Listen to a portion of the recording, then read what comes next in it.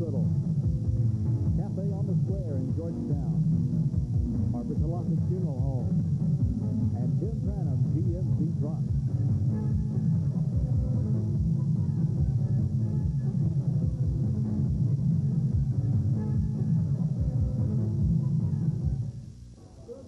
Tonight on a cold, crisp November Friday night in Temple, Texas, Coach Bob McQueen hopes his Wildcats will grab a share of the District 13 5A title as they take on the Bryan Vikings. Hello, everybody. I'm Cliff Brown, along with Mark Jermstead and Gordon Marshall, and we're delighted to be bringing you this edition of Texas High School Football 1992. Well, Coach Bob McQueen hopes to finish this year with a record of 9-1 for the regular season, and he hopes to close out the regular season before a standing room-only crowd in his hometown of Temple, Texas. But it won't be easy because he faces an old nemesis, the Bryan Vikings. And Gordon, this rivalry goes way back, and forget the records, this is all or nothing for both of these teams. It's exactly right, Cliff. Bryan has not done too well this year, but you can throw out the records. This game is tradition and rivalry that goes back, like you said, many years. Of course, this year, the Bryan Vikings have a new head coach. But believe me, he's already been told about this rivalry. In fact, they probably asked him if he could beat Temple before he took the job in Bryan. Coach Marty Criswell brings him in for the first time against the Temple Wildcats, but throw out the records, it's going to be a heck of a game. Okay, now last year, Bryan also didn't have a winning season, but they came in here and they wound up in a tie with the Temple Wildcats, who went on into the playoffs. Well, they did. Temple unveiled their new one-back offense last year, the first game, and it was a torrential downpour to that game. But like you said, Temple went on to go into the playoffs with a 9-3-1 record, and Bryan did not do too well, but they did tie the Wildcats, and so their confidence level, I'm sure, is up as they face the Wildcats tonight. Well, of course, Mark, the Temple Wildcats are headed for the playoffs. They're going to sport, hopefully, after tonight, an outstanding 9-1 record. They'll already face, and they already know who it's going to be next week, the Round Rock Dragons. But they can't look ahead. They've got to concentrate tonight on the Vikings. Well, they won't be looking ahead, Cliff. They've got several of their goals they want to accomplish. Their first goal was to make the playoffs. They've done that. Their second goal is to win the district championship. And that means an awful lot to these players. That's one of the goals they start with every year. And it's been since 1985 that Temple's had a share of that. And they really want to put a gold football in the trophy case. Well, I know that Coach Bob McQueen's team has got to be pumped up for this game. I don't think they'll be looking ahead, but they certainly are going to face some stiff competition. We'll go down on the field for the opening kickoff right after this. What's different about King Saber? We're your hometown grocer. And you can depend on us for the freshest meats and produce in town at famous King Saber prices. Special cut of meat, no problem. You're the king at King Saber, so we offer check cashing, money orders, and next-day film developing. And custom party trays. And at King Saber, you can rent the latest first-run movies at the best price in town. Remember, when you want fresh for less, stay with your hometown grocer, King Saber, in Temple and Killeen. It's taken nearly 80 years for the automobile industry to create one of the most frustrating experiences of a lifetime, buying a new car, and only a couple of months for Johnson Brothers Ford to change it.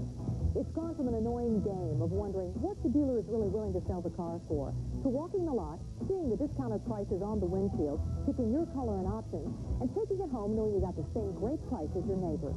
It's called one pricing, and it'll change the way you think about buying a new car, and only Johnson Brothers Ford has it. Welcome to Wildcat Stadium in Temple, Texas, where tonight, in their last regular season home showing, the Temple Wildcats take on the Bryan Vikings. Hello, everyone. Cliff Brown, along with Gordon Marshall and Mark Jermstead, here to bring you this exciting play-by-play action. And the Temple Wildcats, already bound for the playoffs, must not look over these Bryan Vikings and look ahead, because this isn't a rich traditional rivalry between two high schools that really play outstanding football, and they usually forget the record. And we talked about it in the opening, fellows, that last year was a 6-6 tie, a lot on the line riding for Coach Bob McQueen's program, who hopes to finish the season with an outstanding 9-1 regular mark, and they must tune up for their matchup next week against Round Rock by looking sharp here tonight against the Bryan Vikings. Well, I think that's absolutely right, Cliff. This is an opportunity to have a big night for the Wildcats, win a share of the district championship, as well as take a little bit of that tie from last year, the sting out of that tie a little bit. This has always been a great ball game and a big ball game, and as we said before, records really don't matter much, but Bryan Vikings will come after the Temple Wildcats very hard tonight. And beyond that, Cliff, the momentum factor as we enter the playoffs, it's absolutely imperative for Temple to play well and do well and build momentum-wise as they go into the playoffs next week. But like you said, it's awfully important not to overlook these Bryan Vikings also. Ryan Tillens will kick off for the Bryan Vikings, who won the toss and elected to kick off to the Wildcats. Perfect football weather here and a packed home crowd in this first Friday night in November. And this kickoff is just about to get underway. Back deep for the Wildcats is Derek Bates, Dale Williams, and Gerald Watson to return the kickoff for the Temple Wildcats. It will be interesting to see the Bryan attack. I would expect that we'll see a great deal of passing. The Bryan Vikings, with a 1-8 season under a new head coach, will kick a swift kick, almost an onside effort, and it will be retrieved by the Wildcats in great field position on their own 43-yard line. I don't know whether it was a deliberate play or whether it just went off the side of his foot, but he looked deliberate. Man, that was an outstanding play by Jimmy Popelka. If he's not alert and on his toes, Bryan has a big play right off the bat. Outstanding play by number 54 for Temple, Jimmy Popelka, in recovering that onside kick. Yeah, that was a deliberate attempt, Cliff, no doubt about it. Yeah, I think that'll tell you that Bryan came to play tonight. They're going to pull out all the stops. One back offense for the Temple Wildcats is quarterback Adrian Woodson. Has receivers split out wide on both sides. He'll drop back quickly, pass out into the right side. He tried that time to pass to Greg Watson. It went incomplete. It was broken up by covered by Tracy Bradford. Pass just failed on him, Cliff. Just took off. He's maybe a little bit has a little bit of adrenaline flowing tonight.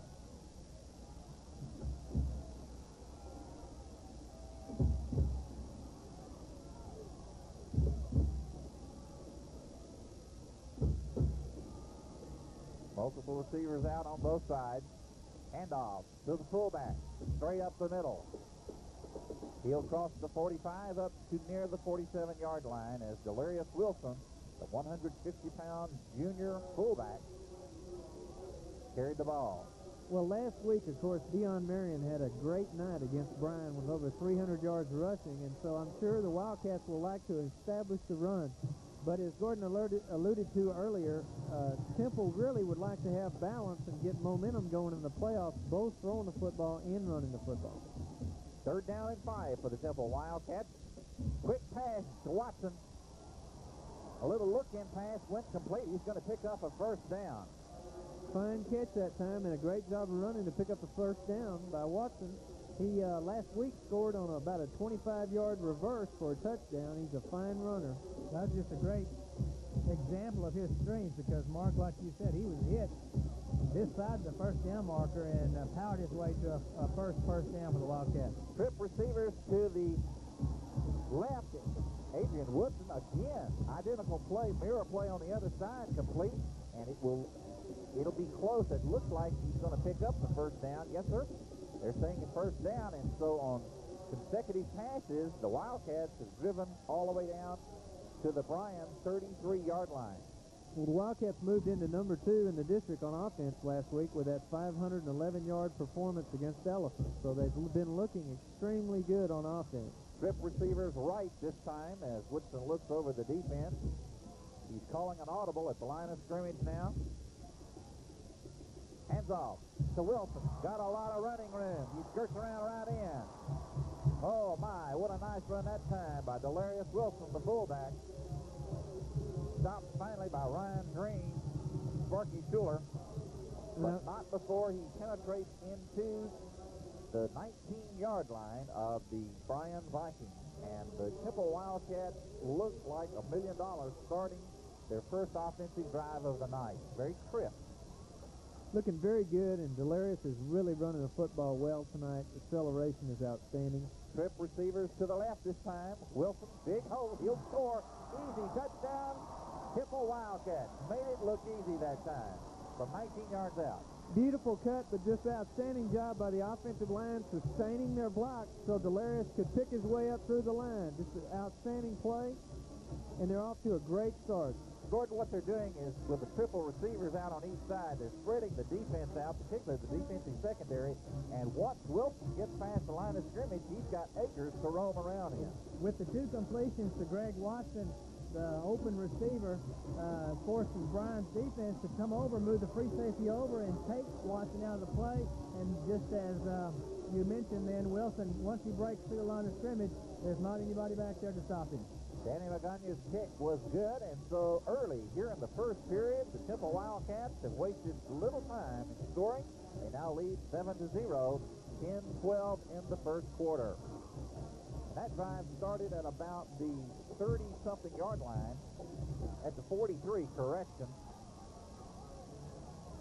And a pretty good blend there, balance of running and passing by the Wildcats, who look extremely crisp on their first offensive series. And that's exactly what they want to have going into the playoffs, because in the playoffs you're going to have to be able to throw the football to be successful. Well, if the first series of plays by the Temple Wildcats is any indication of how they're taking care of business, if you would, they look like $1 million so far, because they certainly don't look like they're looking ahead. They look like they're ready to play some football. Cliff 6 plays and 57 yards, and Wilson takes it in from 19 yards out. Danny Magana will kick off for the Wildcats. Patrick Fletcher back deep for the Bryan Vikings. Kick is going to be taken at about the 5-yard line. T.J. Graves, the speedster, takes it, and he only gets up to about the 9 before he is swarmed by good coverage from the Wildcats. Outstanding coverage. Derek Bates doing a tremendous job running him down from behind, and I believe Tim Alexander, number 49, was in there also. Coach Bob McQueen's team is ranked number 1 in the Harris Poll rankings, number 3 in the Associated Press rankings.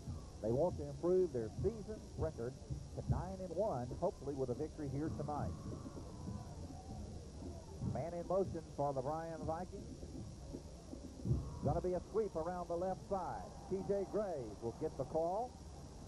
He'll barely make it past the line of scrimmage. Quarterback was Mike Thoreau, who pitched out. Stopped in there by Donche Martin, the 230-pound junior tackle for the Wildcats. Temple's number 44, Michael Moffitt, came up quick, forced it inside, and then Donche Martin there to make a tackle for no gain.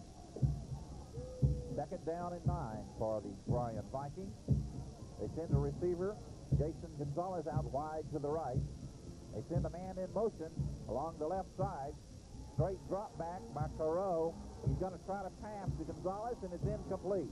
Excellent defensive coverage that time on the part of Greg Steele, who has really been a stellar defensive player for the Wildcats all season long. Well, he had a great game last week as well against Ellison, going up against the district's number 1 receiver, Bland. He just had a super game.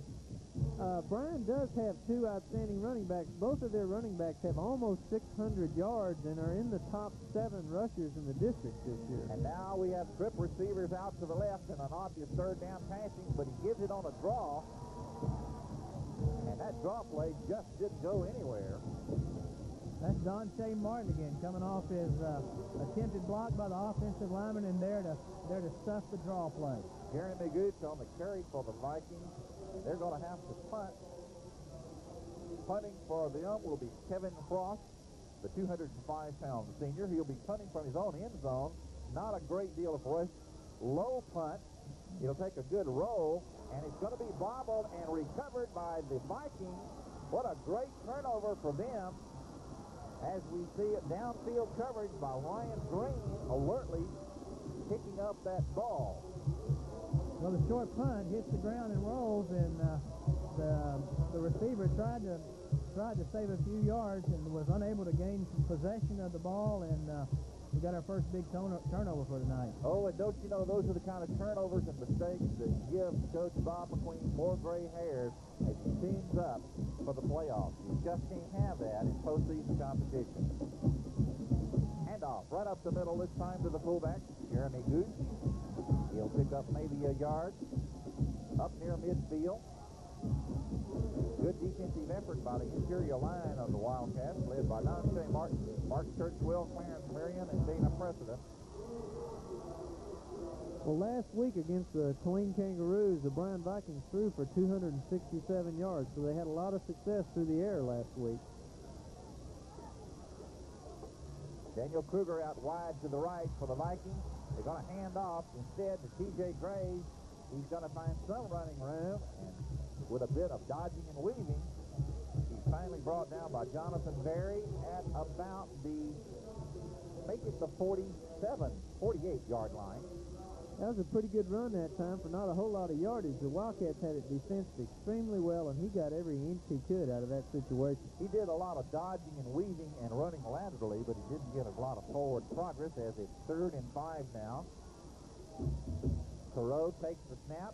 He's going to be sacked, big-time sacked by Press Thomas, and Press Thomas was on him like a tick on a dog and sucked him back all the way back to their own 49-yard line, where it'll bring a punting situation.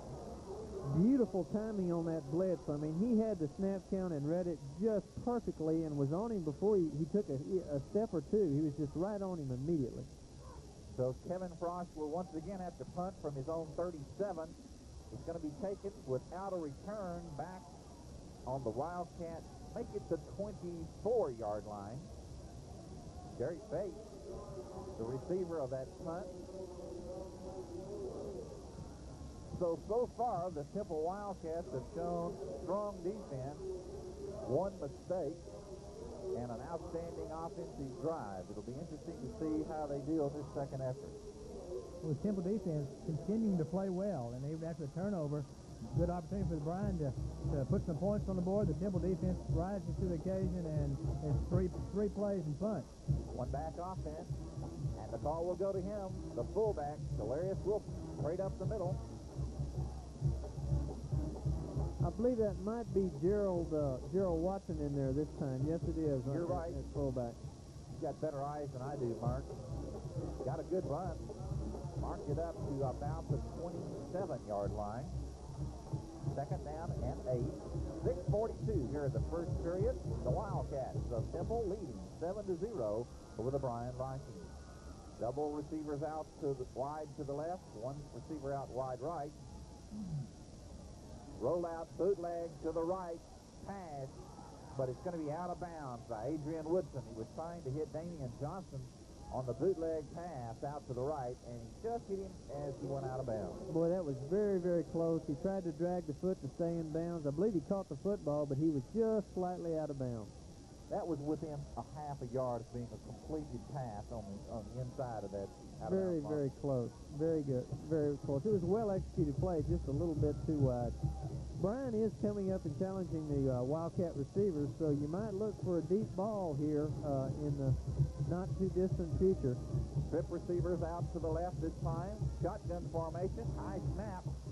Woodson looking to pass. He's got a man open. Complete to Damian Johnson, who did a great job of catching the football as he was turning around. Literally was turning around. And he'll catch it and go out of bounds at about the 40-yard line.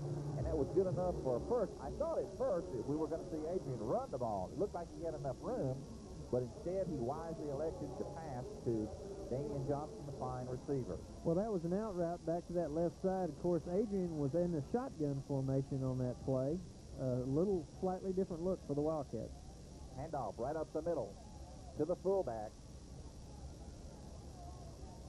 And Watson's run will mark it up to perhaps the 44-yard line of the Temple Wildcats. 6:01 in this first period. Temple leading 7-0 over the Bryan Vikings. Perfect football weather. Hot chocolate weather, as we like to call it in Texas. Double wide receivers to the right this time as Woodson straight drop back. Going to throw it on the fly down the left sideline. Got a man wide open. Oh, Damian Johnson, who made a great reception, was caught by the heels of his feet, or he would have scored a touchdown. Well, as we talked about a little bit earlier, they're really coming out and playing the receivers tight. That was their beautiful throw, fine execution by the Wildcats.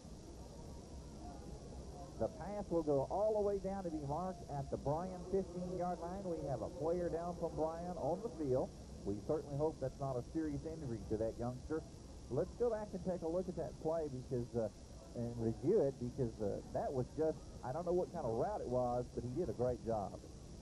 That's what they call either a fade or a fly route. That's just man-on-man, one-on-one coverage, and Damian sprinted by the defender, and it's just laid up beautifully by quarterback Adrian Woodson, and Damian Johnson runs underneath it and just lacks just a half a step of taking it all the way. Well, and give credit to the defense of Bryan. I believe it was Kevin Frost that time that was on the defensive side, and he averted a touchdown with a last-minute lunge to trip up Damian as he was speeding down the left sideline. And now we see the injured Bryan player. He's sitting up. Now he's beginning to stand up. He'll be helped off the field. Looks like he's going to be all right. We certainly wish him well. It'll be a 1st and 10 for the Temple Wildcats on the Bryan Vikings 15-yard line. 5:31 first period. Strip receivers right this time. Woodson hands off up the middle on a draw play. Gerald Watson, what's the call? The junior 175-pound fullback. Well, that time Bryan walked 4 people out that time on the 3 receiver side for the Wildcats and left the middle fairly soft. Hard running by Gerald Watson. Now, I'm looking to see if we had an injury to fullback Delarius Wilson. I don't think so. I think he's just shuffling fullbacks in there and using the multiple talents of both of these outstanding players. Again, handoff right up the middle to Watson. Well, Cliff, coming into the ball game, Delarius was rated number 4 in the district in rushing, and Gerald number 5. So it's really a fine tandem of runners that Temple has. Boy, you like to have that kind of talent with fullback. It certainly does add a new dimension to your attack on offense. They're going to look at it and see if he made a 1st and goal situation. They're bringing out the chains. The ball is marked inside, just inside the 5-yard line. And we'll see as they stretch the change. I think he made it, but just barely. Yes, sir. 1st and goal for the Temple Wildcats. 5 yards away from a score. Well, it's important for the one-back offense to have 2 good tailbacks or fullbacks, as Temple calls them, and that they do this year. Number 22, Delarius Wilson, has recovered from a little bit of a shoulder injury that he suffered mid-season. He's returning to form, and of course, number 32, Gerald Watson, doing an outstanding job also. Dale Williams split out wide to the left, goes in motion. Adrian Woodson is going to swing out. He throws the pass, and it's incomplete. A little pressure that time on Adrian Woodson on the bootleg out to his left. The Vikings did get good penetration on Adrian, but that's an interesting look for the Wildcats. Jonathan Berry was brought in as a lead blocker normally, and that time Jonathan slipped out into the flat for a pass, and a very innovative play, almost a connection. Just the quick pressure of the Vikings kept that from being a touchdown. We talked to Coach Bob McQueen last night, and he said that he would show that kind of look on that play. Watson looking for some running room, and actually a great job by the Viking defense to shut it down.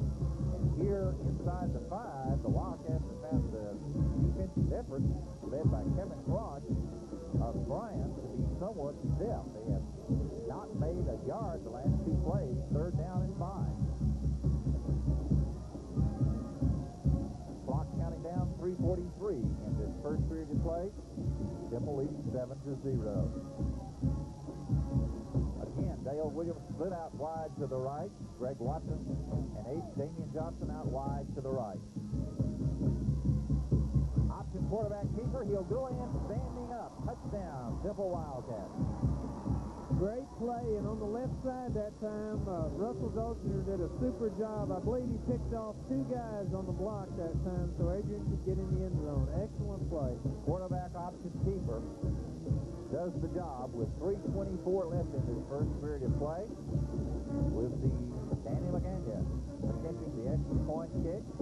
This youngster has done an outstanding job in the kicking department all season long. It's up, and it's very good.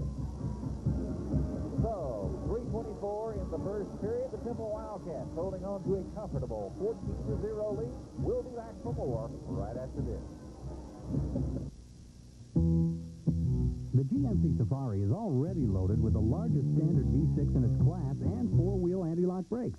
And now, we've dropped in a few extras, like reclining seats, air conditioning, available front and rear, a killer stereo, Scotch guards, tinted glass, and lots more. Now, how do we load you into a Safari? With this limited time cashback offer. See Jim Tranum, Cleo Bay, or both in McLaren today.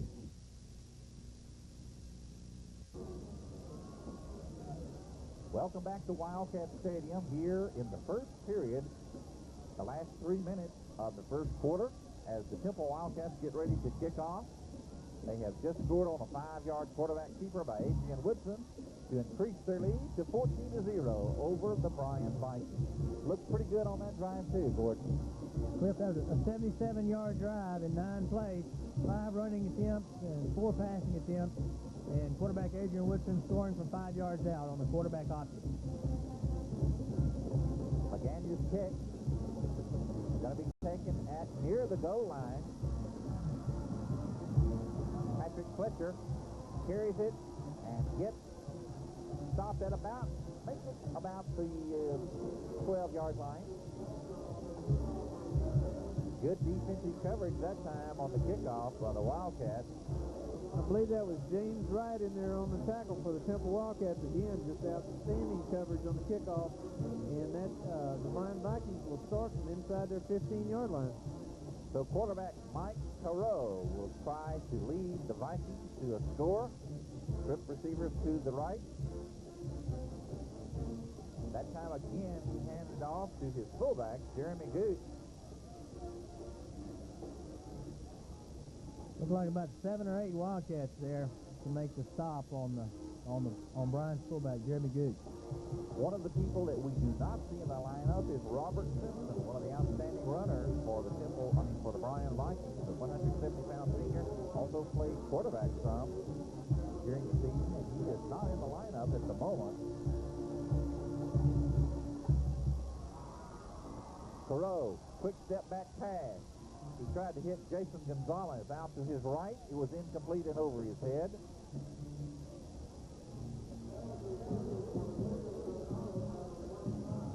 You know, the Wildcat defense has just gotten better and better each and every week. They're playing very well, both in the secondary and in the interior.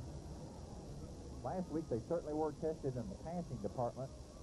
They had an outstanding quarterback that they faced in Ellison Sellers, and they did a great job, a shutout last week.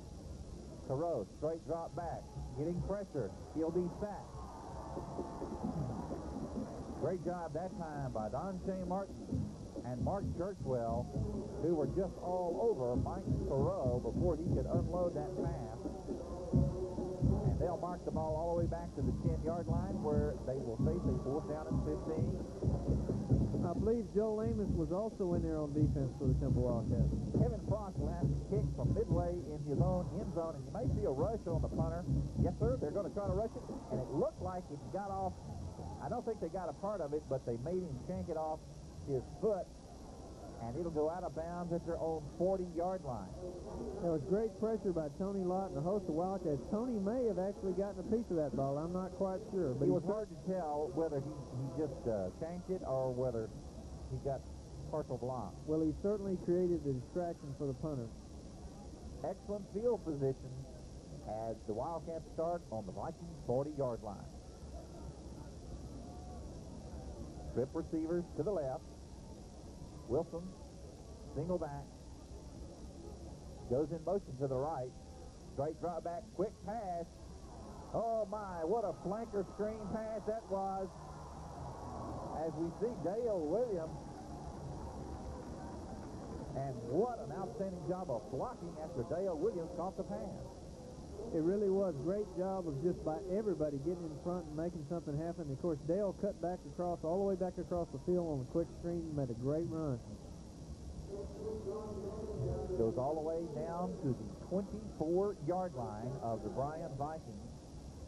5 receivers again to the left for Temple. Long count by Adrian. They tried to blitz on him, and they missed him. They've got a man open. Oh, in and out of the hands, and they're calling for an interference play, but the referee says, you'll have none of it. They put some pressure that time on Adrian Woodson as he tried to unload the pass. Well, early, he did flush him out of the pocket, and Adrian was able to get outside and just slightly underthrown, and of course the Wildcat fans wanted an interference call on that play, but it was definitely open, and I'm sure the Wildcats will try to come back to that. Actually, there were 2 Wildcat receivers down there in the same neighborhood, and that may have been part of the problem. Draw play right up the middle to Valerius Wilson. Again, he's got all day to run, and there's going to be a flag, and I think there's probably going to be a face mask added to the run by Valerius Wilson, who's got down to about the Viking 11-yard line. They'll march it halfway down to the goal if they accept the penalty. So it's going to be 1st and 10. Well, at about the 6-yard line. Let's mention the Wildcat offensive line at this point. Russell Dolgener, Mark Beard, Mike Lawrence, John Meldy, and it's either, yes, Jimmy Popelka in there at left tackle. Doing a great job. Of course, Scott Marvick, the tight end. So after the penalty, it's 1st and goal on the 6-yard line of the Bryan Vikings.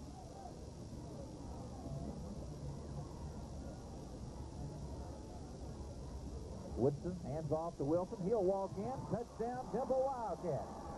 Oh, my. They're making it look easy tonight with 55 seconds on the scoreboard, showing in the first period the Temple Wildcats have increased their lead to 20-0. Well, I believe that was a trap play, and Delarius just shot right up through the hole. There was a nice hole inside there. Great drive by the Wildcats, Gordon. 4 plays, 40 yards. Already Temple has amassed 11 first downs in the first quarter. Correct me if I'm wrong. I don't think that the Bryan Vikings have a first down.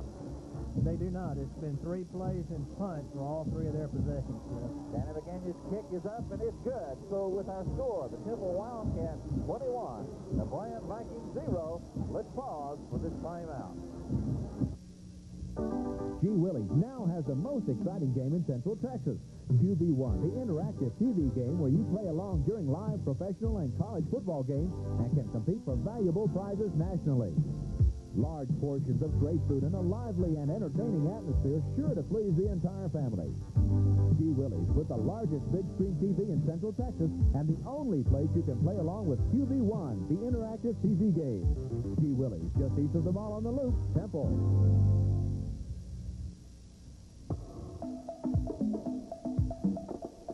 King's Daughters Hospital announces something really worth celebrating. It's the Women's Connection, a special program at King's Daughters especially for women. With healthcare services, seminars, classes, support groups, and much more. Even a special information line just for women. The Women's Connection. All kinds of services for all kinds of women. To find out more, call the Women's Connection today. Welcome back to Wildcat Stadium, where the Temple Wildcats have just scored on a 40-yard drive to take a 21-0 lead over the Bryan Vikings. As you see, Danny McGaney preparing to kick off for Coach Bob McQueen's 3rd-ranked Class 5A Wildcats. And the kick is going to go into the end zone for a touchback. I'll tell you what, the Temple Wildcats right now are using an excellent balance of running and passing, and except for the one turnover, Gordon, they have just played error-free football. Well, they really have. They've been mixing it up real well on their drives. That last drive, they had 2 runs and 2 passes, and pretty much 50-50 on the run pass mix up to this point. The Bryan Vikings will start from their own 20-yard line. Mike Thoreau swings out on a bootleg to his left, looking to pass. Hits complete. Keenan Deaver, the 220-pound senior wide receiver. Well, that was a bootleg play by the Bryan Vikings, trying to get away from a little bit of that pressure, and it worked extremely well for them, and that brings up a second and short situation. They'll mark the ball at the 29-yard line of Bryan.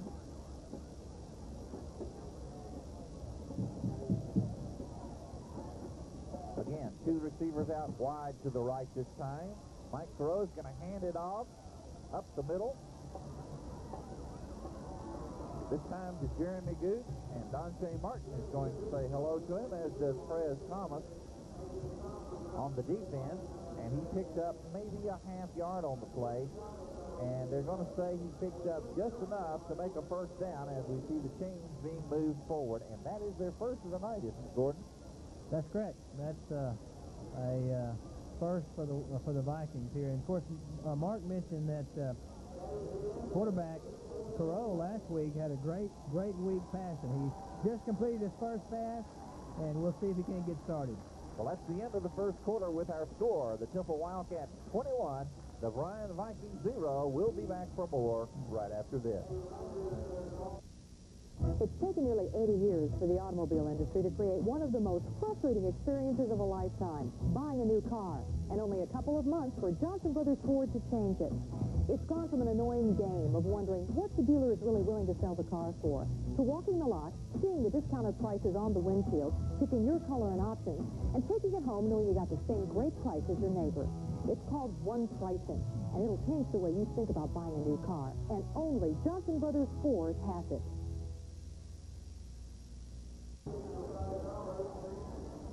First and 10 for the Bryan Vikings on their own 30-yard line. This will be the first play of the second quarter. They trail 21-0 to the Temple Wildcats. And I would assume right now that Coach Bob McQueen is hoping that his team will finish looking as crisp as they have been in this early going and not have any major injuries. Mike Thoreau, the quarterback, swings out to his right. Looks for a receiver. It's going to be picked off by Greg. Greg Steele picks it off on a diving reception. Great job that time. Well, he overthrew his intended receiver, and that was a super interception by Greg Steele. Took it right up off the turf. Well, Mike Thoreau was trying to hit Keenan Deaver, and Greg stepped in there. That young man has had an outstanding season. Well, he really has. He was billed as a great prospect coming into the season, and he certainly hasn't disappointed anybody. The ball will be placed on the 42-yard line of Bryan. Double wide receivers out to the right, single receiver out, split to the left. Straight drop back pass, complete to Scott Maravich. Maravich has acres of running room and gets all the way down to the 25-yard line before he's brought down by Ryan Green.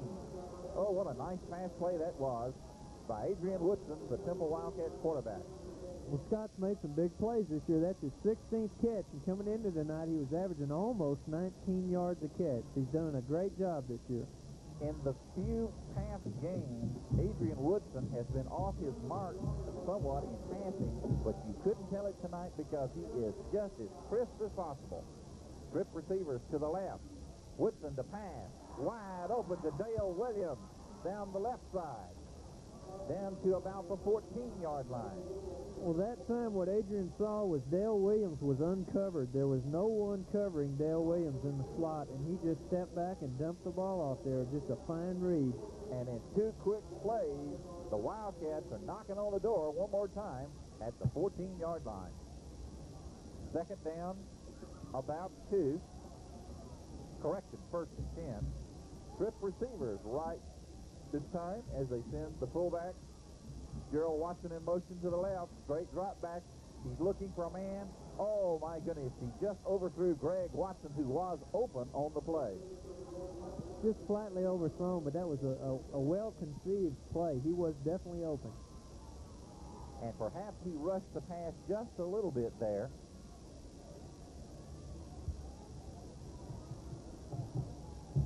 Second down and 10 for the Wildcats now. Early here in the second period, they lead 21-0.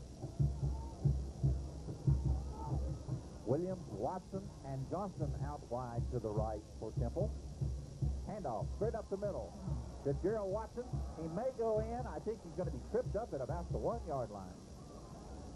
Just explosion past the line of scrimmage that time by Gerald Watson. Wildcats are just looking very strong. I don't know how you could have drawn up a script any better than this to start the ball game. I would expect that we will see some fresh jerseys very shortly in for the Temple Wildcats. Temple headed toward the playoffs where they'll face Round Rock next week. They have a second down and goal.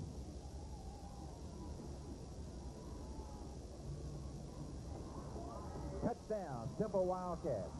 Delarius Wilson, the fullback. Gerald Watson, the fullback. There's a flag on the play. And that may be a dead ball foul. Now, I believe that one may be against the Bryan Vikings on the kickoff. It'll be assessed on the kickoff. So with 10:40 left in this second quarter, the Wildcats stretch their lead to 27-0.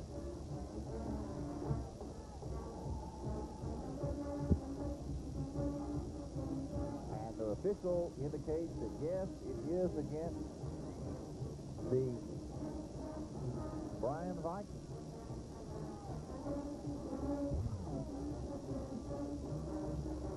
The kick is up.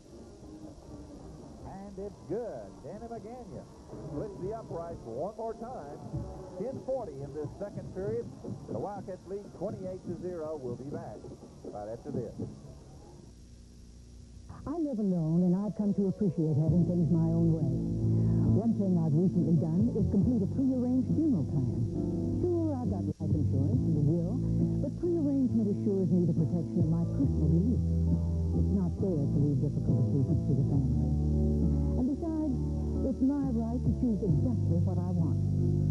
It's your right, too. For more information or our free pre-arrangement guide, call Harper Cholasic Funeral Home, the wiser choice.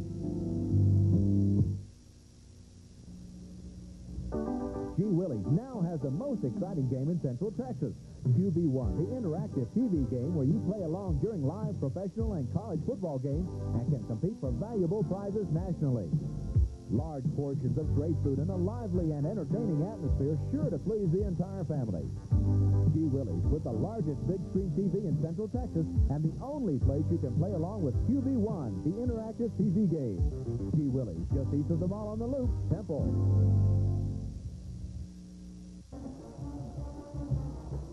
Well, a penalty on the last touchdown by the Temple Wildcats has resulted in the ball being spotted at the 40-yard line, and as the official will mark it off against the Bryan Vikings, that was a dead ball foul.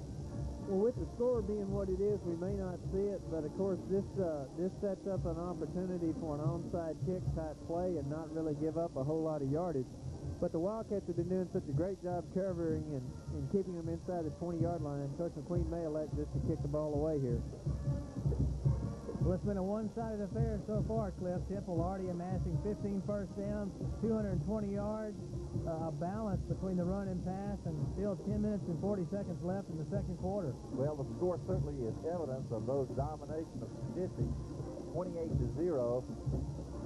As the Wildcats, Danny McGania will kick off from the 45-yard line. He easily kicked it into the end zone for a touchdown. And literally, the Wildcat defensive unit has not allowed a sustained drive of any kind by the Bryan Vikings. Now, in defense of the Bryan Vikings, it must be noted that here's a team that has a lot of young players, not a lot of seniors on this squad. And they're under a first-year head coach who has put in a brand-new program. They're going to be coming up. they are. Coach Criswell is building. He starts 4 sophomores on defense, 4 juniors, only 3 seniors, and he's building for the future. And Bryan is building to contend for the 13-5A title, I assure you.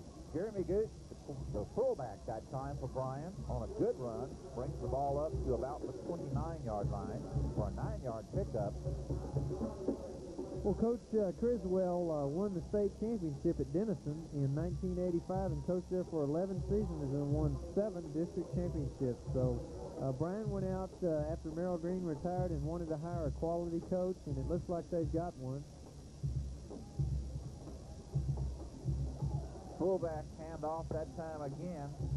Press Thomas there to jam up the play at the line of scrimmage and pushed him back probably for about a yard loss on the effort.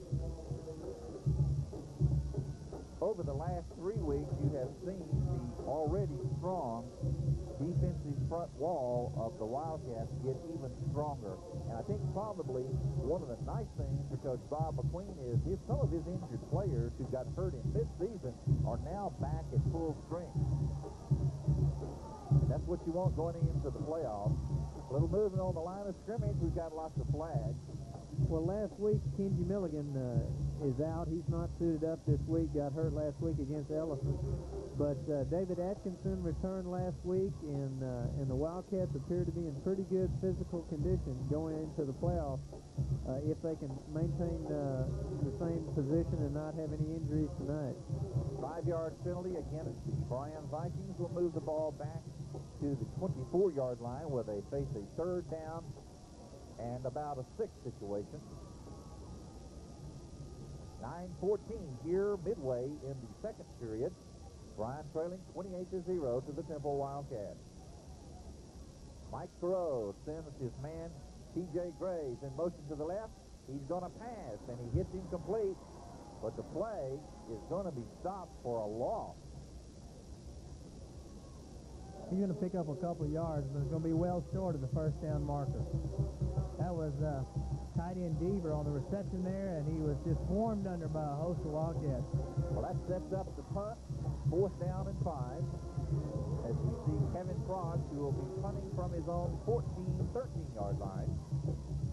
They're going to put a little rush on it. He kicks it low, and it will be fielded by Adrian Johnson without a run, Damian Johnson without a run back. And those have got to be pretty hard to field because they're almost like squib kicks. Well, they are, and the Wildcats have been getting excellent field position on those punts. 42 yards is where they are now. Gordon, where have they been starting from? Well, the worst they started is on their own 23, and they started around midfield 3 other times. I said one-sided a while ago. Of course, the Wildcat defense may take exception to that. Just then, a good example. Bryan had a 2nd and 1, ends up having to punt the ball. Wildcats now will take the ball on their own 42-yard line. Handoff to Wilson. Wilson drives near midfield. They'll spot the ball at about the 48-yard line. There's Delarius moving the pile at 150 pounds. He runs really strong. Give credit to the offensive line. They have done an outstanding job. They're one of the best offensive lines in the high school 5A ranks, and they have proved it all season long. You just can't say enough about the offensive line. They are really an impressive group of athletes. They really look good and play awfully well also.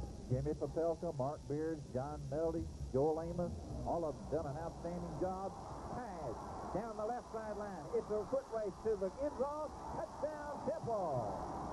Well, again, oh my. Again, Delarius was left uncovered, and Adrian saw it out of the shotgun formation and just laid it up there beautifully. And just like that, Adrian Woodson hits his fullback, Delarius Wilson, for a 52-yard pass, if I'm not correct. Isn't that right, Gordon? And they're making it look easy here in Wildcat Stadium before a partisan home crowd on this final home victory of the season, of regular season. Danny Beganya's kick is good. So with 7:34 in the first half, the Temple Wildcats lead 35-0. We'll be back for more right after this. It's taken nearly 80 years for the automobile industry to create one of the most frustrating experiences of a lifetime, buying a new car, and only a couple of months for Johnson Brothers Ford to change it. It's gone from an annoying game of wondering what the dealer is really willing to sell the car for, to walking the lot, seeing the discounted prices on the windshield, picking your color and options, and taking it home knowing you got the same great price as your neighbor.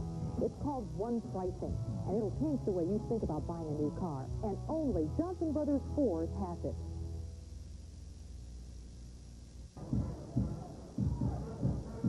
Cliff Brown, Mark Jermstead, and Gordon Marshall here with you in Wildcat Stadium, where Coach Bob McLean's crew is lumping and stomping with a 35-0 lead over the Bryan Vikings. A 52-yard pass that time by Adrian Woodson to his fullback Delarius Wilson for a touchdown. And you've got to look at his stats tonight. He's got to be some kind of, he's got to have some kind of stats, isn't he, Gordon? Quarterback Adrian Woodson is 7 out of 12 for, I'm not sure the total yardage running and passing. They're up close to the 280-yard mark with 7 minutes to go in the second quarter.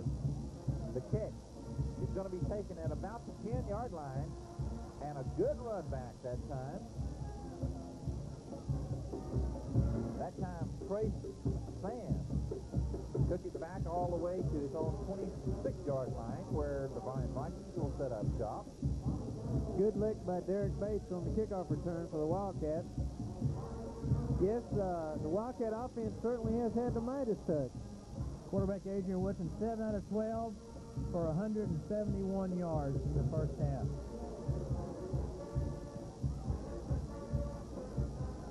Mike Carroll, the quarterback, sends Roderick Carter in motion to the left. It'll be a sweep around the left side. Good job that time by T.J. Gray, who looked for the hole before he was brought down by Dana Preston. But not before he gets up to about the 32-yard line. T.J. Gray, the 170-pound junior, has a lot of quickness, Mark, and he just burst out of that backfield and can be very dangerous when he gets into the secondary. Well, he does. He has almost 600 yards coming into the football game, so he does have a lot of talent. They have trip wide receivers to the left this time. Carreau will hand it off to his fullback, Jeremy Gooch. And Gooch gets good running room, brings it all the way up to his own 46-yard line on an off-tackle play, and that's the first real good running play they've had all night. We understand that Jeremy Gooch can squat press 515 pounds, so he's a very strong young man. 1st and 10 for the Bryan Vikings, showing a bit of offensive spark here midway in this second period of play. This time they'll have Roderick Carter out wide to the right, Keenan Deaver out to the left. Off-tackle play to Gray. And Gray that time again doing some fancy footwork, gets into the secondary, and he did just what I said. He showed that speed and that strength, and he'll pick up another first down. Well, I believe they caught the Wildcats in a strong safety blitz that time, and were able to just sneak through the hole and get to the opening. Mark the ball on the Temple Wildcat 44-yard line. Correct me if I'm wrong, except for the bobbled punt by the Wildcats. This is the first time they've been in Wildcat territory all night. That's correct, and of course, this by far their most productive drive of the night, already over 30 yards. Gooch again, off tackle, and they seem to have found a little seam there. Drives down to the 36-yard line. Now, either they've made some great offensive adjustments, or you're seeing some new jerseys in there for the Temple Wildcats. And it may be a combination of both, not to take anything away from Bryan. I believe it's just execution by the Bryan Vikings. They got the same numbers for the Wildcats out there. They're just doing a fine job in opening the holes for their running backs. Turner out to the right. Again, a counter inside to Gooch.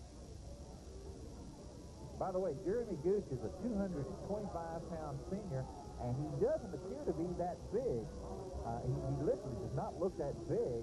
He's a very strong youngster. He's an outstanding runner inside the tackle. Of course, the Bryan Vikings have averaged 288 yards a game on offense, so the Wildcats weren't going to be able to keep them bottled up forever. Mark the ball on the Wildcat 33-yard line. Gray looking for room around the left side. He gets past the front two, but he's finally pinned down. But he picks up good yardage.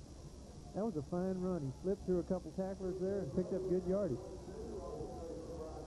They had strung him out laterally, but suddenly with his quickness, he found that little seam and got the extra additional yardage all the way down to the 20, make it the 26-yard line. No, correct, 27. Second down and 5. This is by far and away the only good drive Bryan has shown all night long. Roderick Carter in motion to the right. And they handed off to Gray that time on kind of a delayed trap or delayed draw, but it was read very well. There's flags on the play, but Chris Thomas was in there on that play to bottle that up.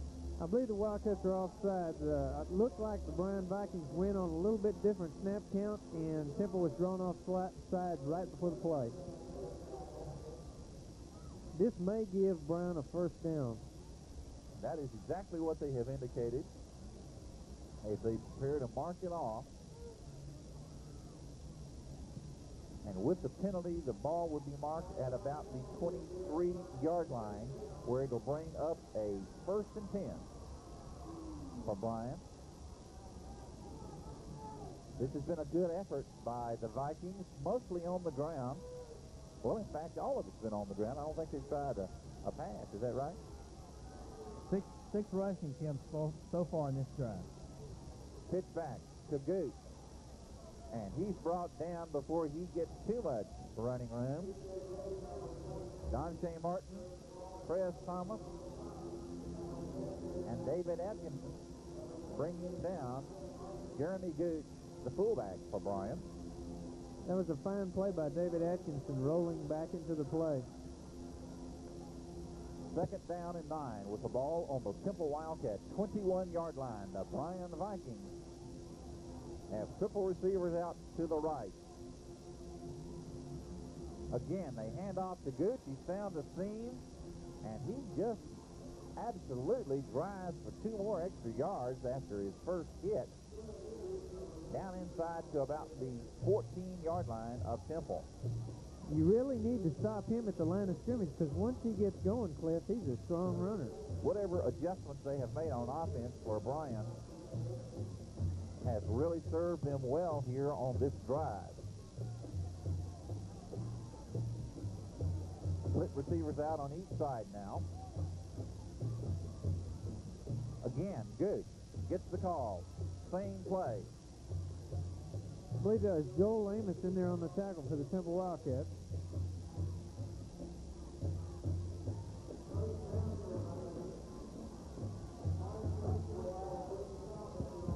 Jeremy Gooch is the Vikings' leading ball carrier now with 60 yards on the night, and you know that the success up the middle is really opening things up and allowing the Bryan Vikings to establish a little bit of a rushing game here in the waning minutes of the second quarter.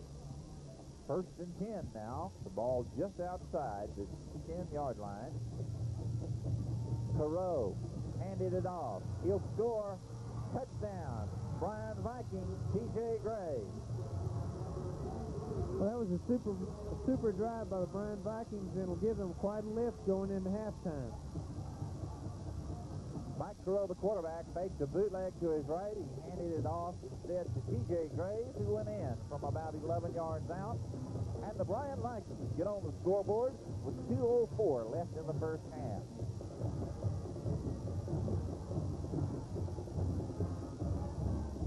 And apparently they will go for 2 points instead of kicking the extra point. Careau swinging out to his left, looking for a receiver. He had a man open. Jeremy Gooch he had open on the left flat, but it goes incomplete. That's T.J. Gray, number 22, with just not able to come up with it.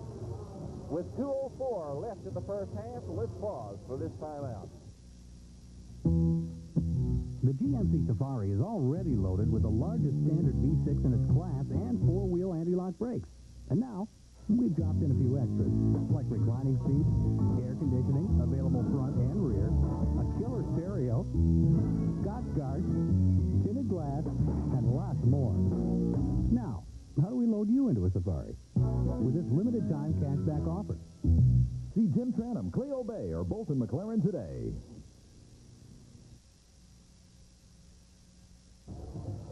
The Temple Wildcats leading the Bryan Vikings by the score of 35-6 as the 2 extra point effort by the Vikings did not go for the extra 2. And that was a very good drive by the Vikings, Gordon. They did not pass a single time.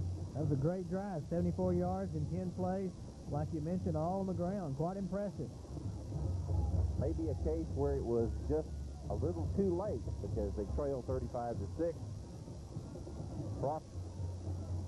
Ryan Tillon's kick, kind of a squib kick down to about the 20-yard line where Temple would take over.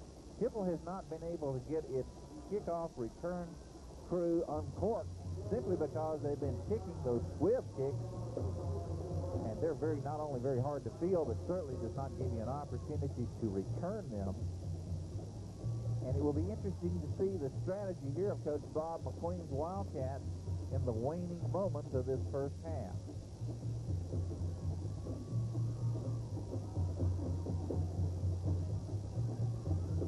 Strip receivers to the right for the Wildcats. Single back, Delarius Wilson. Correction, Gerald Watson. And Gerald Watson got the call. He'll pick up about a yard, but that time the Vikings defense made the adjustment quite well.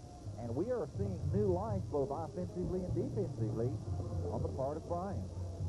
Well, I think if the Vikings can hold the Wildcats without any further points this half, they will come out in the second half and have a little lift from this, last half of the second quarter. Well, that touchdown has got to be good news for the Vikings and gives them some hope and certainly gives them the old momentum.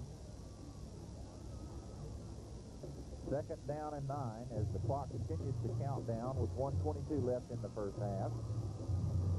Woodson, straight drop back, has a man wide open down the left sideline. It's a foot race to the end zone, and they're going to finally bring him out of bounds at the Vikings 42-yard line. Scott Marvick on the catch, and boy, was he wide open. Just outstanding execution by the Wildcats. Scott could have knitted a sweater that time. He was so wide open, he should have had a picnic lunch. That's that drag route off that bootleg action that they run so well. Caught the Bryan defense completely off guard, and then it became a foot race. Triple receivers out wide to the right. Shotgun formation. Adrian Woodson has all day to pass it, and it's knocked down by number 64, Mike Ogden, a 215-pound senior returning letterman for Bryan. Well, that was a big play because Adrian had Damian in his sights coming across the middle. That was an outstanding play by Mike. Just reached up, batted it down.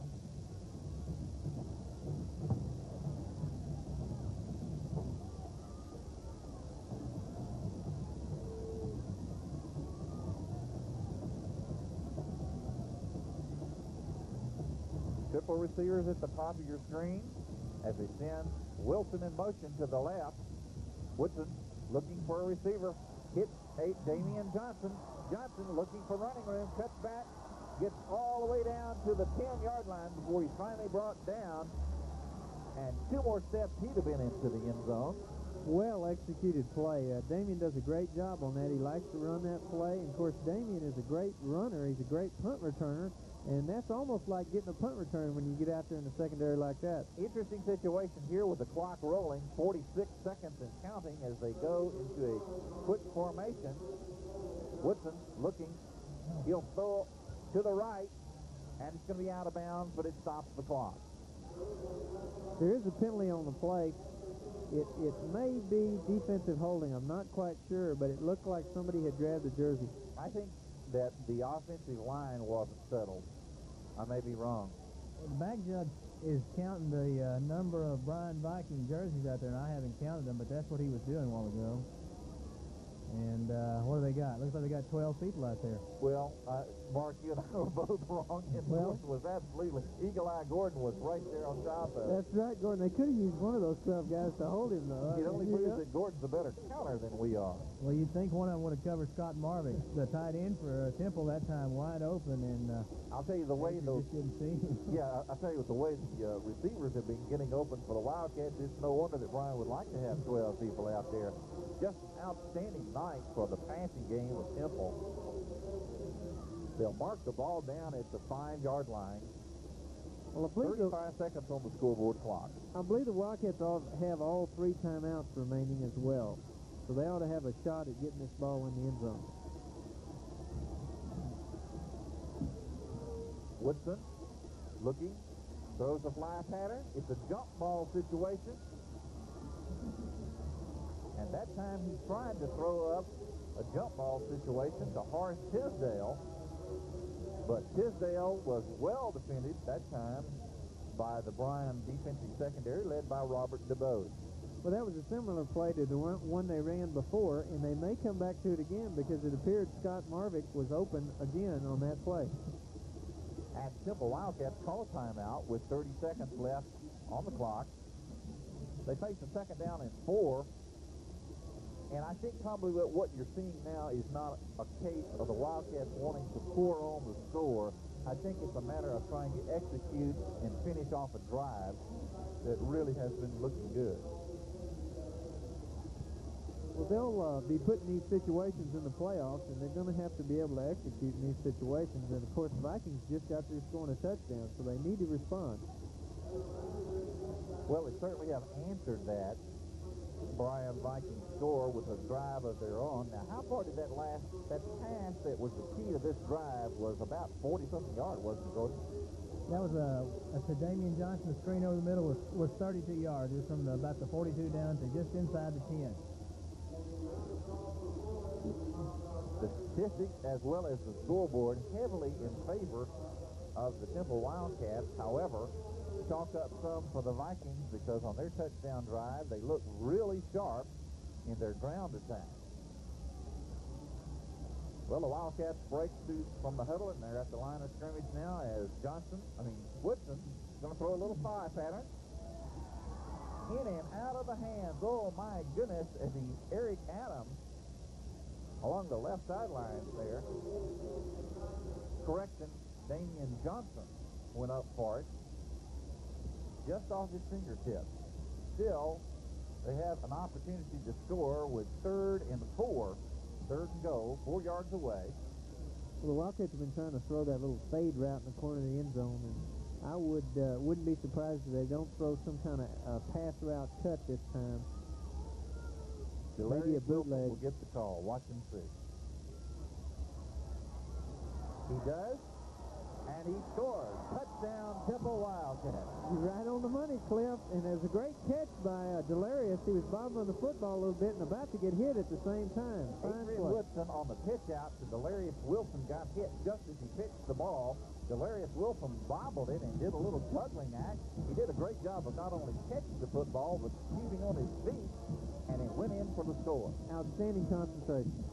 That's Delarius' 3rd touchdown of the night. 2 on the ground and 1 52-yarder through the air. So he's having a great night tonight.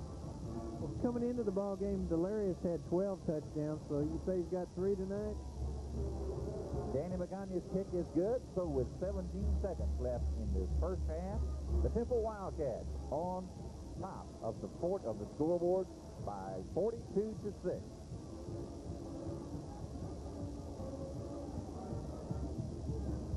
Just an outstanding drive to answer the drive by the Vikings.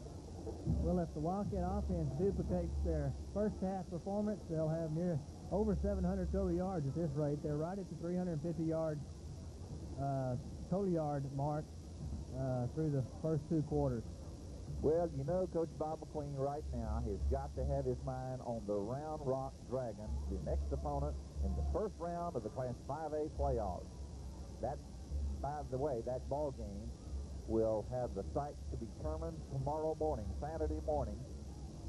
They will meet in Georgetown for the discussion to see where they will play the ball game. Tracy Ball getting set to kick off for the Wildcats this time.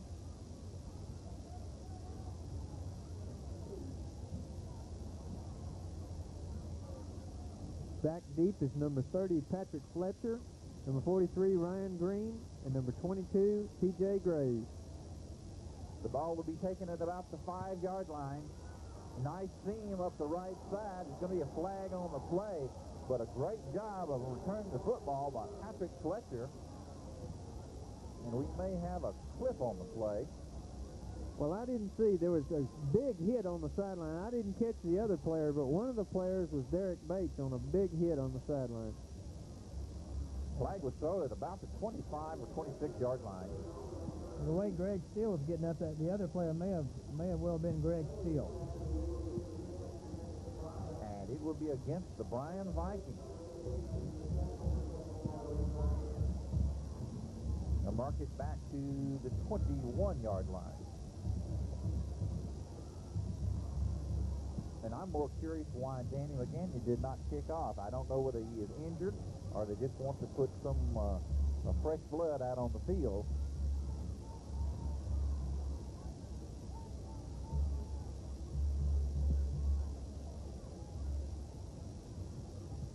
Seconds left on the scoreboard clock in this first half of play. Temple leading 42-6 over the Bryan Vikings.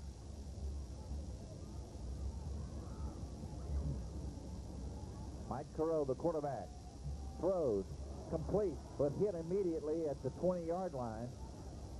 Maybe a pickup of 5. Greg Steele immediately on him. And that is it. The end of the first half with our score, the Temple Wildcats 42. The Bryan Vikings 6. Stay tuned for outstanding halftime entertainment. We'll be back. What's different about King Saber? We're your hometown grocer. And you can depend on us for the freshest meats and produce in town at famous King Saber prices. Special cut of meat, no problem. You're the king at King Saber, so we offer check cashing, money orders, and next-day film developing. And custom party trays.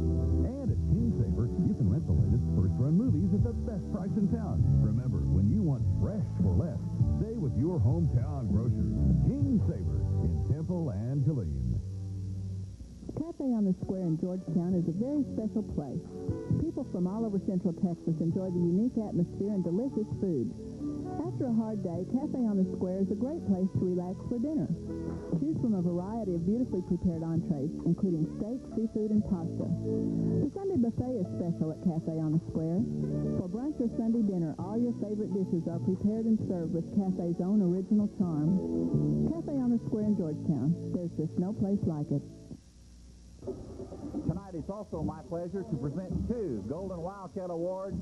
This week, they go to Gordon Marshall and Mark Germstead. And fellas, I know you didn't know anything about this. I want you to take these 2. This is presented on behalf of First National Bank of Temple. And Mark, why don't you just read what it says there?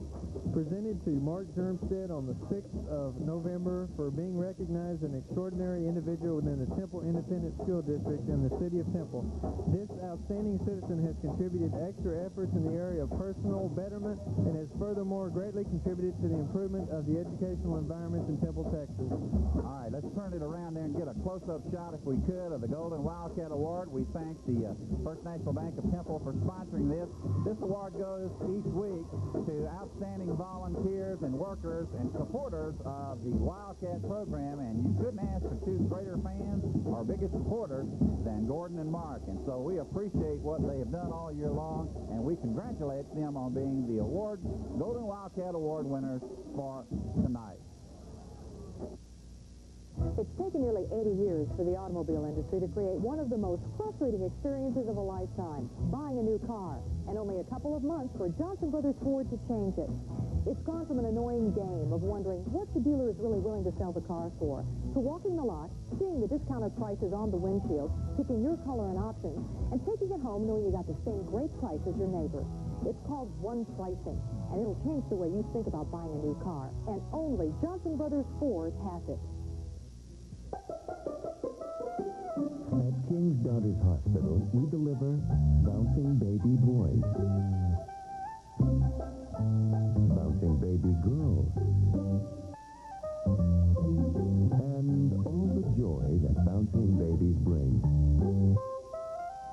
King's Daughters Hospital. Delivering happy babies to you.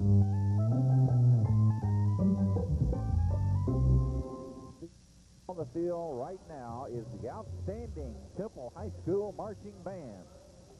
This year, the 1992 Temple Marching Band is led by Drum Major Joel Bolton and David Knapp, the assistant drum major.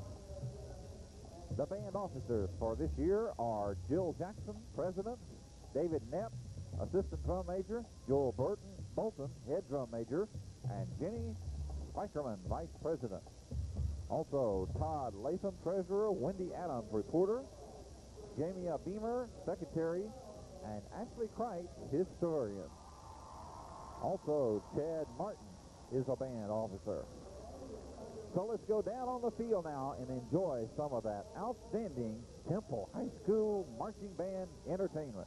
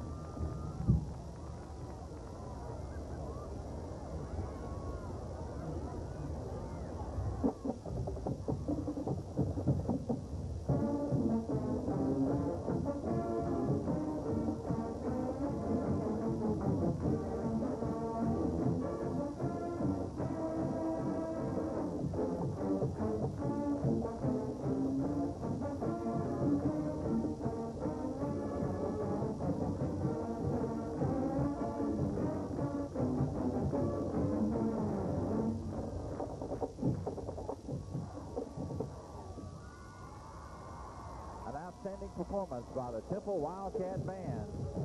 Stick around. We'll be back for the second half right after this.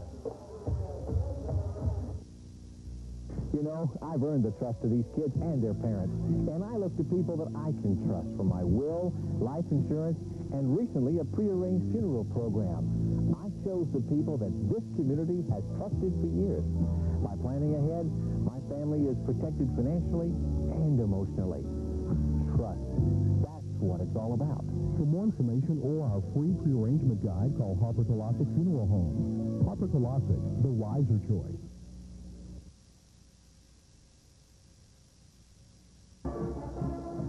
Welcome back to Wildcat Stadium, everyone, as the Temple Wildcats will begin the third period holding an impressive 42-6 lead over the Bryan Vikings. Cliff Brown, Mark Turnstead, and Gordon Marshall here to bring you all the exciting play-by-play action. Before we go into the second half kickoff, we would remind Wildcat fans about the Texas Tour T-shirts. The final edition of the Texas Tour T-shirts are going to be available on November the 10th. And they'll be available at Holloway Sports Center, Temple Chamber of Commerce, the athletic office at the high school, and at the quarterback club meeting on Monday nights at 6:45 p.m., or from Richard Dollinger.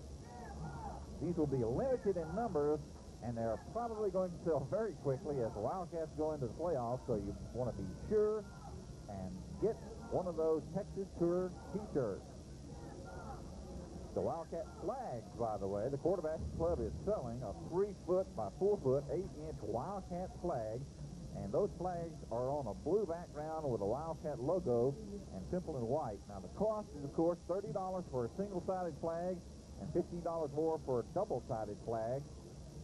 Also, it's going to be available in several configurations. So you want to call Richard Dollinger about that, or any quarterback club member. And be sure and come out on Monday nights and watch all the exciting reviews of the games from the quarterback club, which does an outstanding job. Well, the wind has certainly picked up here for the beginning of the second half. And when you talk about the Temple Wildcats and their domination, Gordon, the Temple Wildcats have literally dominated just about every category in the statistical department. Whole lot of impressive numbers at halftime. 19 first downs for the Wildcats, 107 yards rushing on 15 attempts, 241 yards passing for quarterback Adrian Woodson, who is 9 out of 17. Total, 348 yards with only one turnover, of course, that being the muff punt return, but they did not give up any points with that. Danny McGanya's kick will be taken at about the 4-yard line. Great run back by Patrick Fletcher. As he brings the ball back up to about the 28-yard line of the Bryan Vikings, where they'll set up shop, 1st and 10, to begin this third period. Mark, we talked about the domination of the statistics are certainly overwhelming in favor of the Wildcats, but Bryan put together a very good-looking ground game drive for their only score of the night. Well, they really did, and I'm sure they'll try to come back and do the things that they did on that drive to be successful, and that was pretty much run inside in between the tackles with their big fullback and the outstanding runner, Graves. DJ Graves that time on the carry, off tackle, brings the ball up to the 30-yard line. And Jeremy Gooch is Bryan's leading ball carrier with 60 yards on 11 carries. Roderick Carter out wide to the right. Kevin Deaver out wide to the left. Fumble. But a fumble on the play, and let's see who picked it up. It may have been picked up and recovered by Bryan. The handoff went to Jeremy Gooch, the fullback, who has carried the brunt of the running game for the Vikings so far tonight. They pick up maybe a half yard, maybe a yard, where it will be 3rd and 8. For the Bryan Vikings, Cliff, 7 first downs, 63 yards rushing, 16 passing, 79 total yards in the first half. Mike Crow, the quarterback, straight drop back, looks for a receiver, is going to throw over the middle. That time he tried to hit Deaver, the 20-pound senior wide receiver, but it went over his head. So they'll have to cough up the football, and the Wildcats will get in business following the punt by Kevin Frost. He is an outstanding punter for the Vikings, and he will be kicking from his own 17-yard line. Good kick this time with the wind at his back. It's going to be taken by Damian Johnson without a run back, but good field position for Coach Bob McQueen's Wildcats as they begin on their own 35-yard line. Well, the Wildcats will take over here, trying to pick up right where they left off, mixing the pass and mixing the run, getting ready for next week's playoff action. Real good mix of the run and pass by the Wildcats through 2 quarters. 15 rushing attempts and 17 passing attempts. Trip receivers to the bottom of your screen.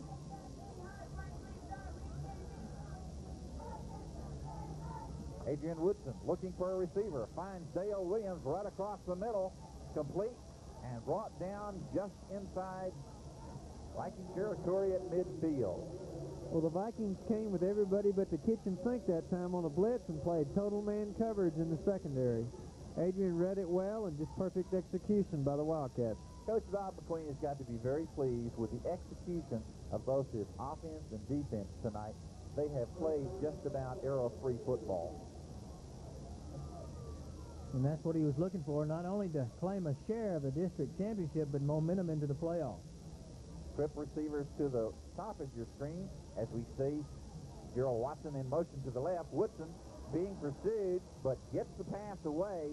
Had some pressure that time as he tried to hit Greg Watson on the run. Kevin Frost, the safety, coming in with some pressure on Adrian Woodson. Well, the Vikings are trying to do some blitzing and some stunts up front to try to get some pressure on the quarterback.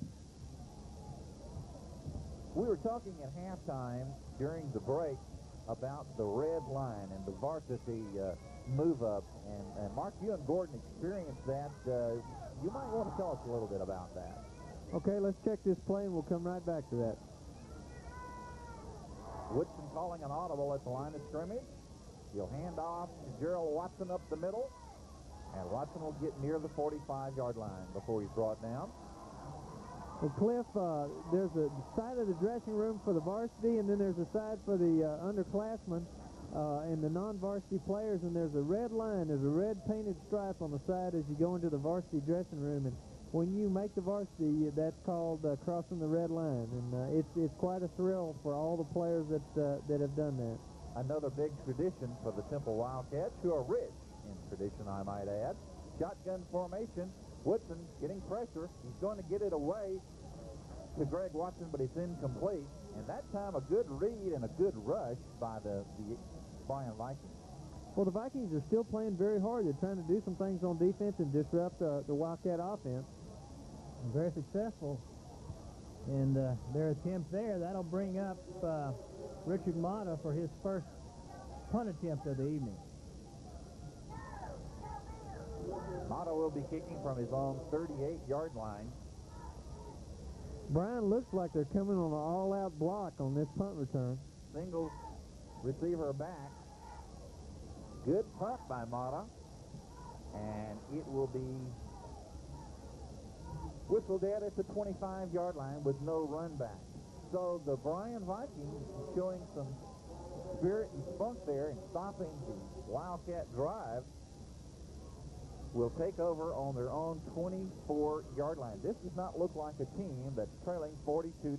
They've come out at halftime, and they are really giving it their full effort. Well, you know, when they were down 35-0 is when they went on that fine long drive of theirs for the touchdown. So they really haven't played with any type of defeatist attitude all night. Careau running, passing, a flag on the play, and we may have pass interference. He bootlegged out and swung out to his right, and he was trying to hit Kevin Deaver. The pass was incomplete, but there was an immediate flag on the play. Pass interference against the Temple Wildcats will give a first down at the 35-yard line to Bryan.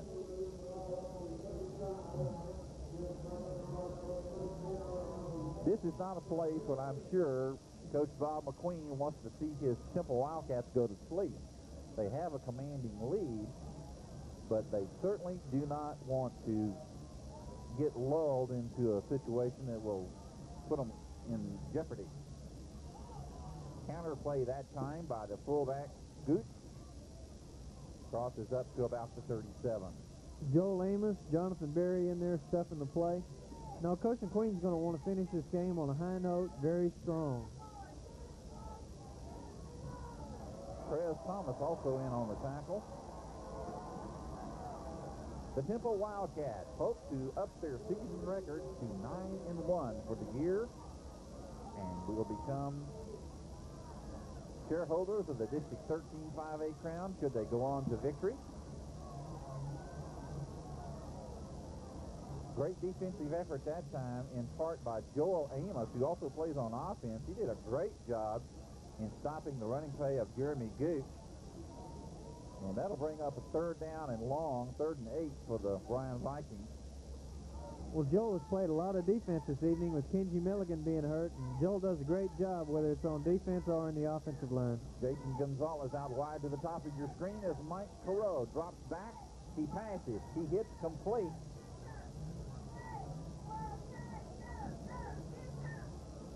Daniel Kruger, the receiver, stopped immediately there by Tony Lott. But it's enough to pick up a 1st down. Big play on that 3rd down and 8 situation for the Bryan Vikings, and now they have the ball 1st and 10 at their own 45.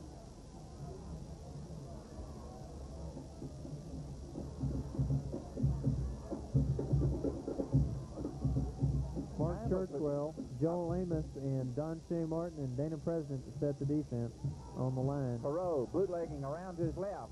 Throws incomplete to Kevin Deaver. Play broken up by Michael Moffitt of the Wildcats.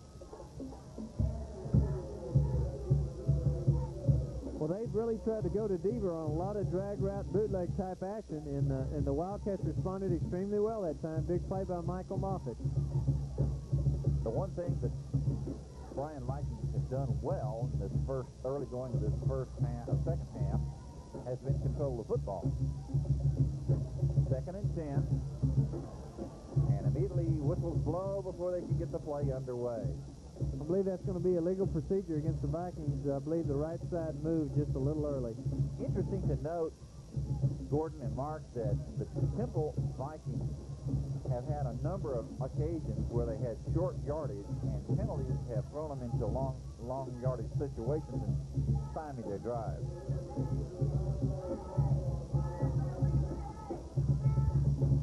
Second down and 15 for the Bryan Vikings. 6:58 left in this 3rd period of play. They trail 42-6 to the Wildcats of Temple. Double receivers out wide to the bottom of your screen as Careau looking to pass.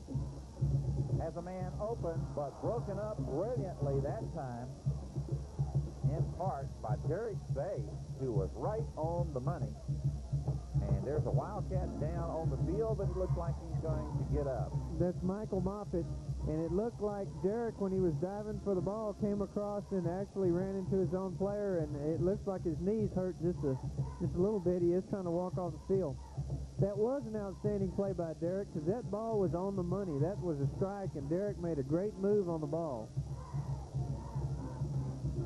Jason Gonzalez was the intended receiver, and actually he was behind the defensive secondary a couple of steps. 3rd and 15 now for Bryan. Double wide receivers, triple wide receivers out to the top of your screen. Careau looking for a receiver, gets a lot of pressure. They're going to sack him. Joel Amos, Mark Churchwell, and about 30 more of the Temple Wildcats, it would appear, as they swarm on quarterback Mike Careau and sacking, and force a 4th down situation, punting situation, where Kevin Frost will have to boot the ball from his own 20. High snap, goes over his head, gets a lot of pressure. He gets the kickoff, but it's immediately blocked, and it's going to be picked up. Clarence Marion there on the ball. And he'll have the ball on the 9-yard line. I didn't see who blocked it. Did you see who blocked it, Cliff? We did not see who blocked the punt, but the bottom line was it was a high snap over punter Kevin Frost's head. He got the ball, and he was attempting to kick it, and in fact he did, but somebody just got a piece of it. By that time, they were all over him. Yeah. So a big break for the Temple Wildcats now on the Viking 9-yard line. Handoff to Delirious Wilson up the middle. And Wilson will drive down to about the 7-yard line. Well, that's the kind of breaks the Vikings don't need to have happen. It sets up the Wildcats in another great position.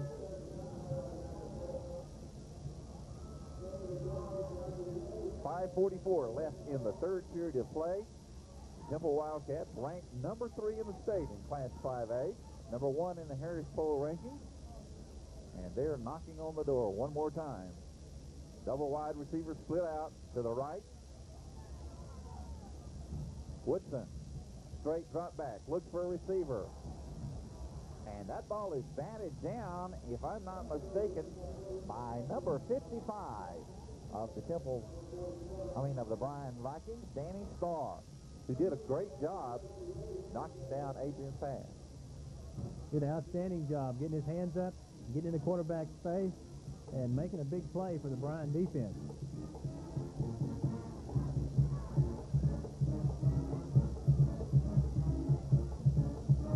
This will bring up a third down situation for the Wildcats. Trip receivers to the top of the screen. Bootleg around the right side by Adrian Woodson. He passes it, but it goes incomplete. Just a little low. I believe that was Damian Johnson in the corner of the end zone going for that ball. He was open, but he hit him just at the shoelaces, and he couldn't pick up the football. And that'll bring up a 4th and 8 situation, and I think probably we will see a field goal attempt. We will. Danny Magana's on the field, and it looks to be about a 26-yard attempt.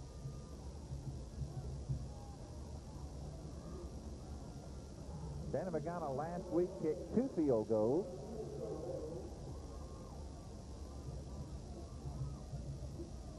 The kick is up, and it's good. So the Temple Wildcats score on a field goal from 26 yards out to take a 45-6 lead over the Bryan Vikings with 5:05 left in the third period. We'll be back for more right after this. The GMC Safari is already loaded with the largest standard V6 in its class and 4-wheel anti-lock brakes.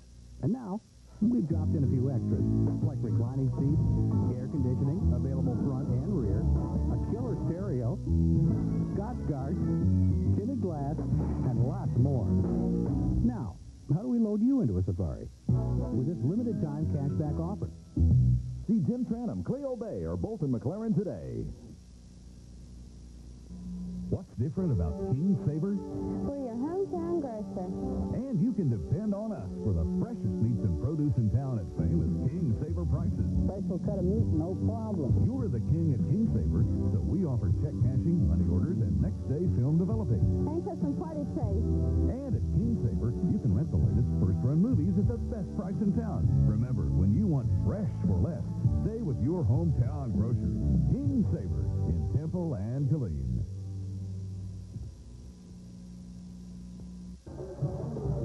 Danny Magana kicks off for the Temple Wildcats, and he will go out of bounds and be re-kicked. The ball went out of bounds at about the 21-yard line. Back deep for the Bryan Vikings on the kickoff. Of course, they'll, I believe, have an option here, but back deep is Patrick Fletcher and T.J. Graves and Tracy Fine. And that was a pretty good drive by the Temple Wildcats, although they came up with just a field goal. Well, of course, taking advantage of being real opportunistic and putting points on the board, following that blocked punt. Drive didn't go all that far because they started on the 9-yard line, but they do get 3 points out of it. We were just testing you, Gordon, over there to see in this is a nippy Friday night, and the wind has picked up, and if you're not out on the football field with a lot of activity, you've got got to be feeling a little of this November chill, which is actually unusually cold for this time of the year. But it certainly has not affected the Temple Wildcats because they have been red hot, and they lead 45-6.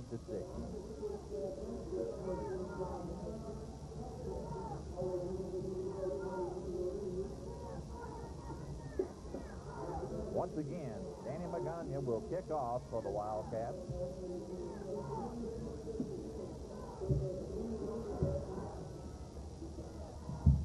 This time it goes back deep to about the 15-yard line. And it will be brought up to about the 26-yard line. Returning on the kickoff will be Patrick Fletcher.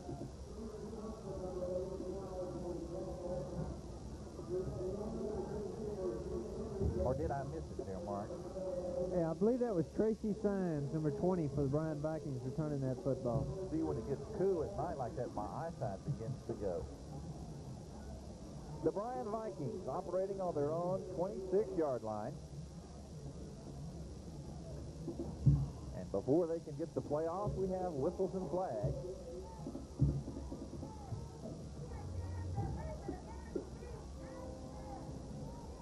And we have a motion penalty against the Vikings.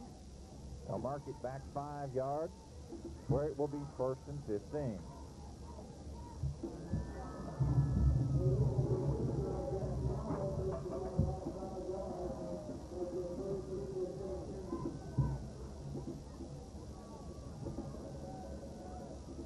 Noah Dunham, Priest Thomas, and Jonathan Berry in at linebackers.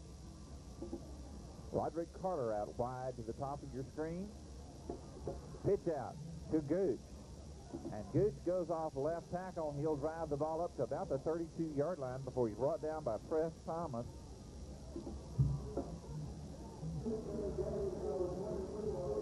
And Gooch, Jeremy Gooch, the 225-pound fullback for the Vikings, has done an outstanding job all night. T.J. Gray, you're talking about your eyesight earlier, weren't you? Were you talking about your eyesight earlier? Did I miss it again? That's number 22. Oh, my. Yeah, good run by number 22. Good 8-yard gain. Again, the Vikings try it on the ground. That's Priest Thomas at the bottom of that stack with a big hit. And apparently they felt like that there was a fumble on the play, but the bottom line is that T.J. Gray's had the ball. That will bring up a 3rd down situation. The ball is going to be marked on about the 34-yard line, where it'll be 3rd and 4. Double wide receivers out to the right this time. Mike Thoreau going to pass it. Incomplete. Tried to hit Keenan Deaver. Great defensive effort that time again by Priest Thomas to break up the pass.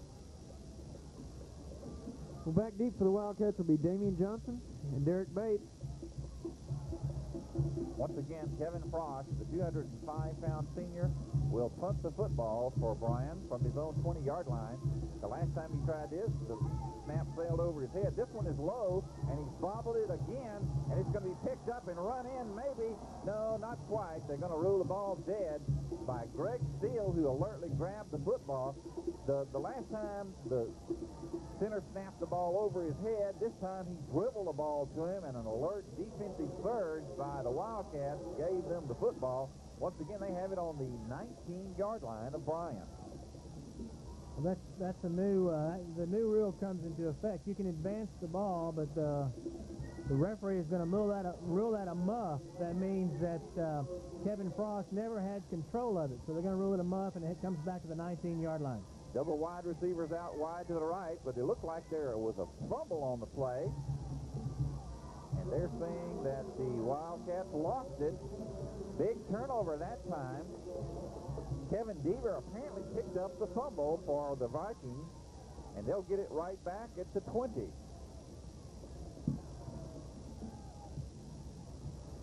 And I can tell you right now, the reason my eyesight is bad is because I don't have any hot chocolate. That's got to be the reason. It's the only thing I can think of.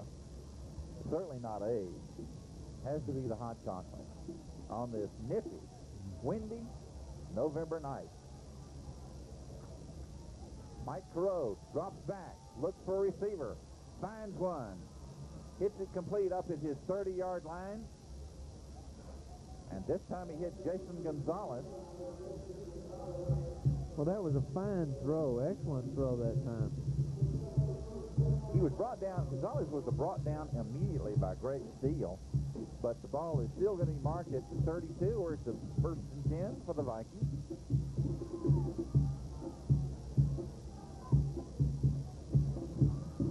Pitch out. T.J. Gray. Gray running around his left side, brought down by Joel Amos after picking up short yardage.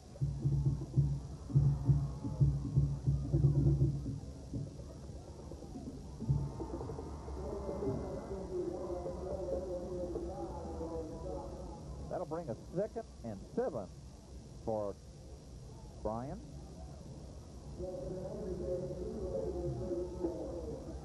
And the pace of and intensity of this football game has slowed down considerably here in this 3rd period.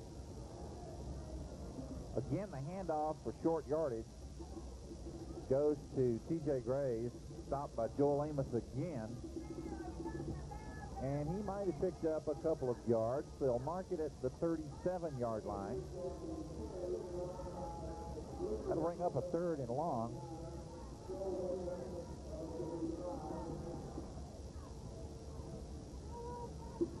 Well, the Vikings have tried to go to their tight end in this situation before.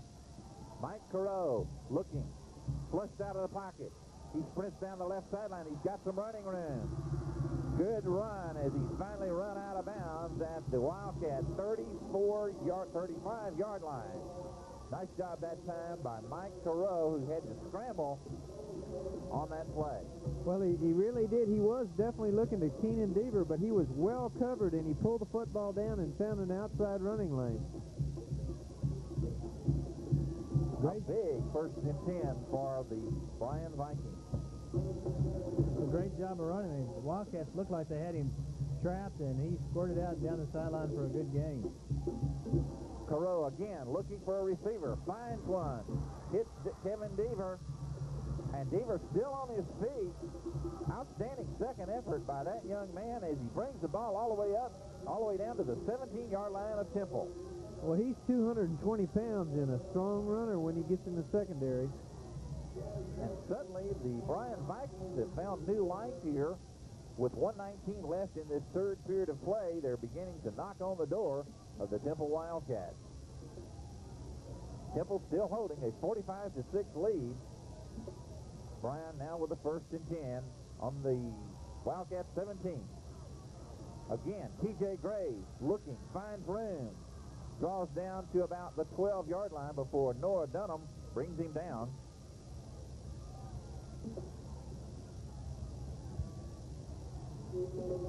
Just another great run. The sweep there, and he cut back inside. Looked like they had him pretty well defended, but he cut back and picked up four yards. Roderick Carter out wide to the left. Jason Gonzalez out wide to the right this time for the Vikings. Instead, they'll hand it off in the middle to Jeremy Gooch, the fullback, who picks up a few yards. I believe that was Richard Mata in there for the Wildcats on the tackle. They will mark the ball on the 10-yard line. And an interesting scenario here, 3rd down and 3. The ball resting on the Temple 10. 4 seconds left. They'll not get another play off in this quarter. That's it. The end of the 3rd quarter with the Temple Wildcats holding on to a 45-6 lead. We'll be back for the final quarter right after this. Cafe on the Square in Georgetown is a very special place. People from all over Central Texas enjoy the unique atmosphere and delicious food. After a hard day, Cafe on the Square is a great place to relax for dinner. Choose from a variety of beautifully prepared entrees, including steak, seafood, and pasta. The Sunday buffet is special at Cafe on the Square. For brunch or Sunday dinner, all your favorite dishes are prepared and served with Cafe's own original charm. Cafe on the Square in Georgetown. There's just no place like it. It's taken nearly 80 years for the automobile industry to create one of the most frustrating experiences of a lifetime, buying a new car, and only a couple of months for Johnson Brothers Ford to change it. It's gone from an annoying game of wondering what the dealer is really willing to sell the car for, to walking the lot, seeing the discounted prices on the windshield, picking your color and options, and taking it home knowing you got the same great price as your neighbor. It's called one pricing, and it'll change the way you think about buying a new car, and only Johnson Brothers Ford has it.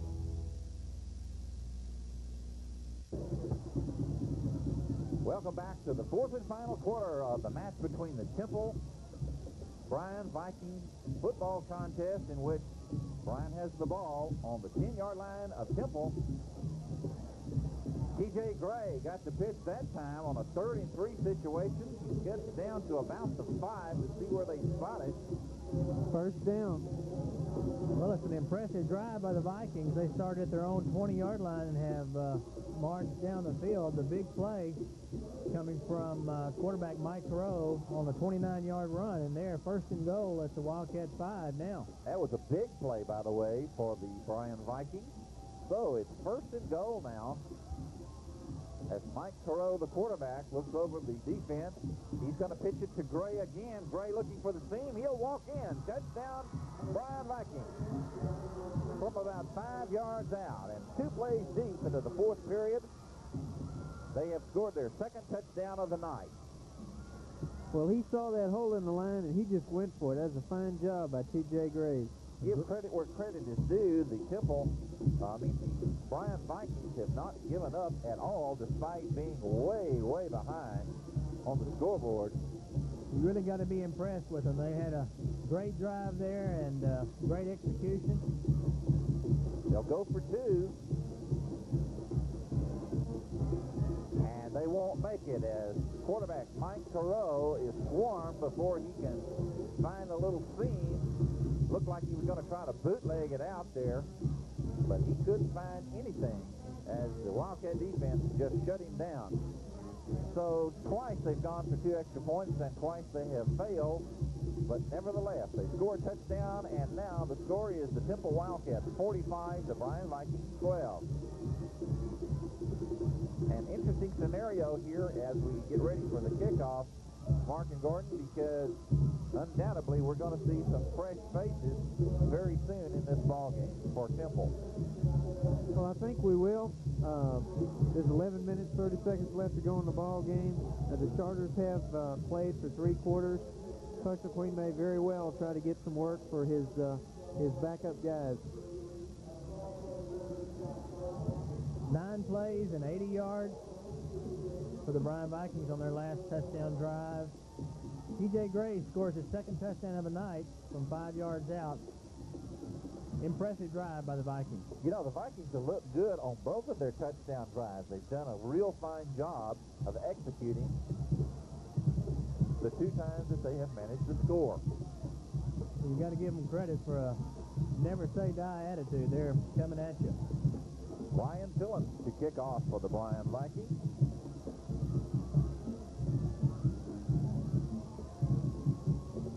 It's going to be a squib kick. It'll be fielded short and brought down at about the 35-yard line. And let's see who has it as we unpile. Richard Mata, a very alert and aggressive play by Richard, fielding the ball and getting right upfield. Pretty good field position for the Temple Wildcats now. They have the football on their own 36-yard line. We've got a new backfield, Warwick Vaughn and Neville Malone will be coming in the football game. We'll try to set the players for you. We got Tracy Ball, Horace Tisdale, and Darrell Smith out wide right. Triple receivers out to the wide, to the right. The ball goes to Neville Malone, straight up the middle for short yardage. I think they tried to catch him unaware there on that play. I believe we've got Mike Coyle, Michael Pignon, and Kenneth McGee in the offensive line. Yes, and Warwick Vaughn is the quarterback for the Wildcats. Jimmy Popelka is in the ball game. The face of the future for Temple. And Jeff Thompson as well. Handoff. Straight up the middle. Lots of running room. He'll pick up a first down. Neville Malone running very strongly. The sophomore 215-pound fullback brings the ball past midfield down to about the 48-yard line of Bryan. Chris Korn checks in the ball game at left tackle. That was a great job by the right side of the line. You mentioned Jimmy Popelka. He's come in and played quick tackle and done an outstanding job, and has really allowed Joel Amos to do a good job on defense. He's doing a good job at quick tackle. This was a very interesting play. You saw Neville Malone gain short yardage. I don't know whether it was a mix-up in the backfield, but the bottom line is Neville Malone was trapped back behind the line of scrimmage and pushed forward to actually make about a yard on the play. Good, strong running. He is very strong. Of course, we've seen him do that all year. He's had a fine year, very strong runner. And at tight end for the Wildcats is Dave Dickerson. Well, you have to be pretty talented to be on the varsity as a sophomore for Coach Bob McQueen. And that speaks well of that young man. Roll out to the right. Got some trouble. He scrambles out of one. Gets away from another. Still running. Still on his feet. Still on his feet. What an outstanding job by Warwick Vaughn, who was trapped about 4 different times and rumbles all the way down to the 34-yard line of Bryan. Well, you know, Cliff, if he'd have got back to the line of scrimmage, we'd have said great play, but he ended up picking up about 15 yards on the play. Just an outstanding effort by Warwick. That's got to be one of the best runs I've seen all year on a second and third effort. And it gives them a 1st and 10. Ball is marked on the 34. Double wide receivers out to the left this time.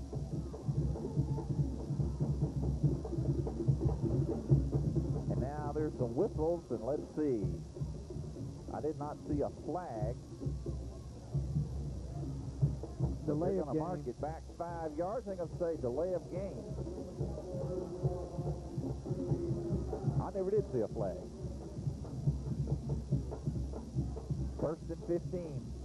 The ball is now on the 39-yard line of the Bryan Vikings. Temple leading 45-12 with 9:05 left in this football contest. They're headed for the playoffs against Round Rock next week, and they'll have a 9-1 record as they go into it. Neville Malone gets the call, pulls his way down to about the 30. About a 9-yard pickup on a trap play. Real fine offensive line play. Danny Magana is checking into the ball game, as is Rudy Miner. If this is the face of the future for the Temple Wildcats, they have a pretty good future ahead of them, because these youngsters are very talented. And they would like nothing better than to get 7 more points on the board before the end of the ball game. 3 receivers this time out to the left side. Again, they hand off to Malone. He's got a lot of running room, but there's a flag on the play.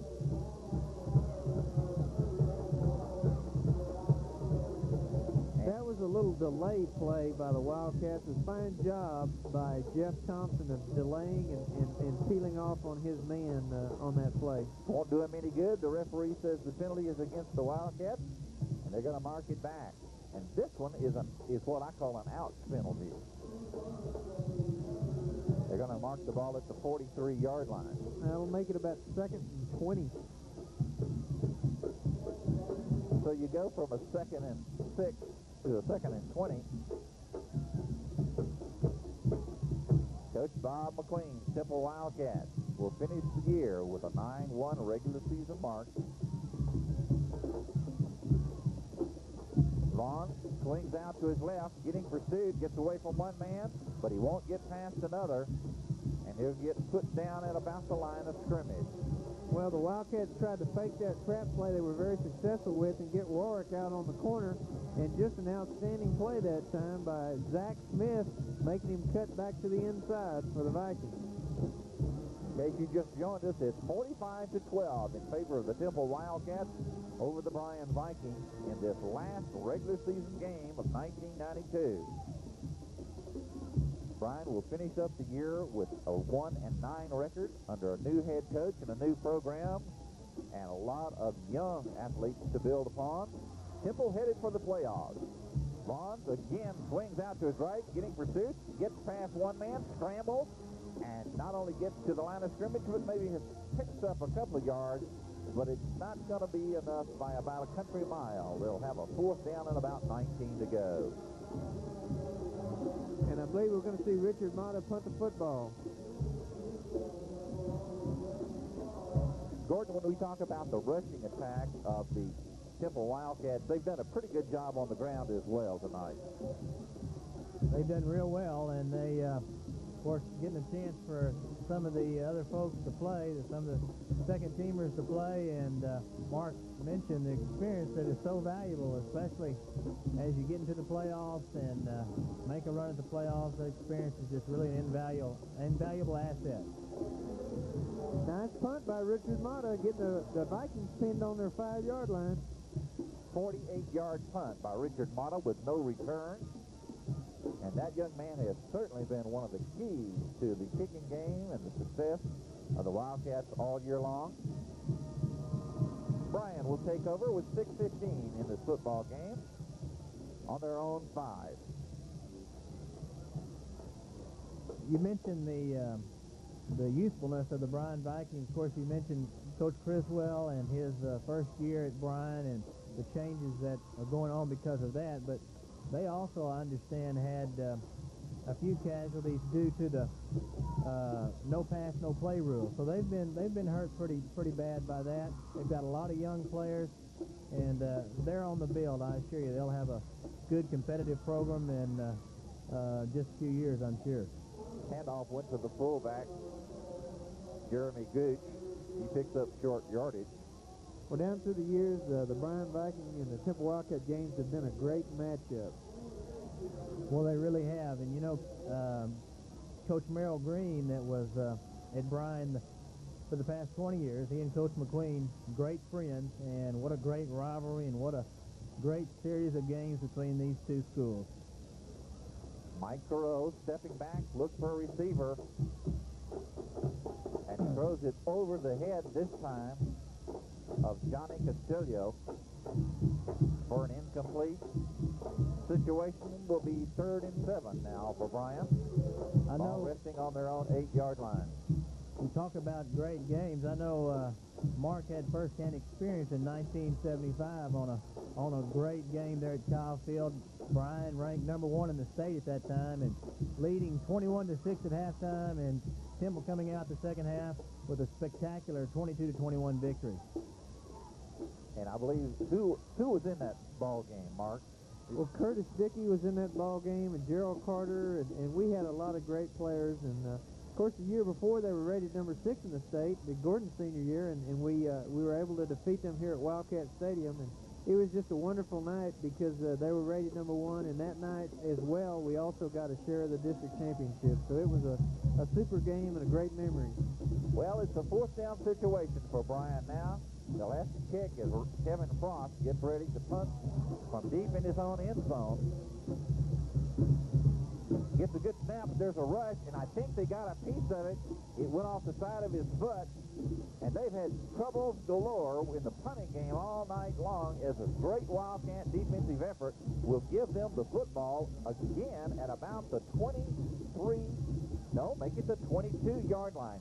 Fellas, I couldn't see whether he got a piece of it or not. Joe Lamons, I believe. He did get a piece. The referee signaled that the punt had indeed been blocked, because the Wildcats did bump into the punter, and the referee was clear in saying that the punt had been blocked. Last 3 punts for the Vikings have certainly been bad news for them, that's for sure. Long hands off to Neville Malone. Malone finding good running room.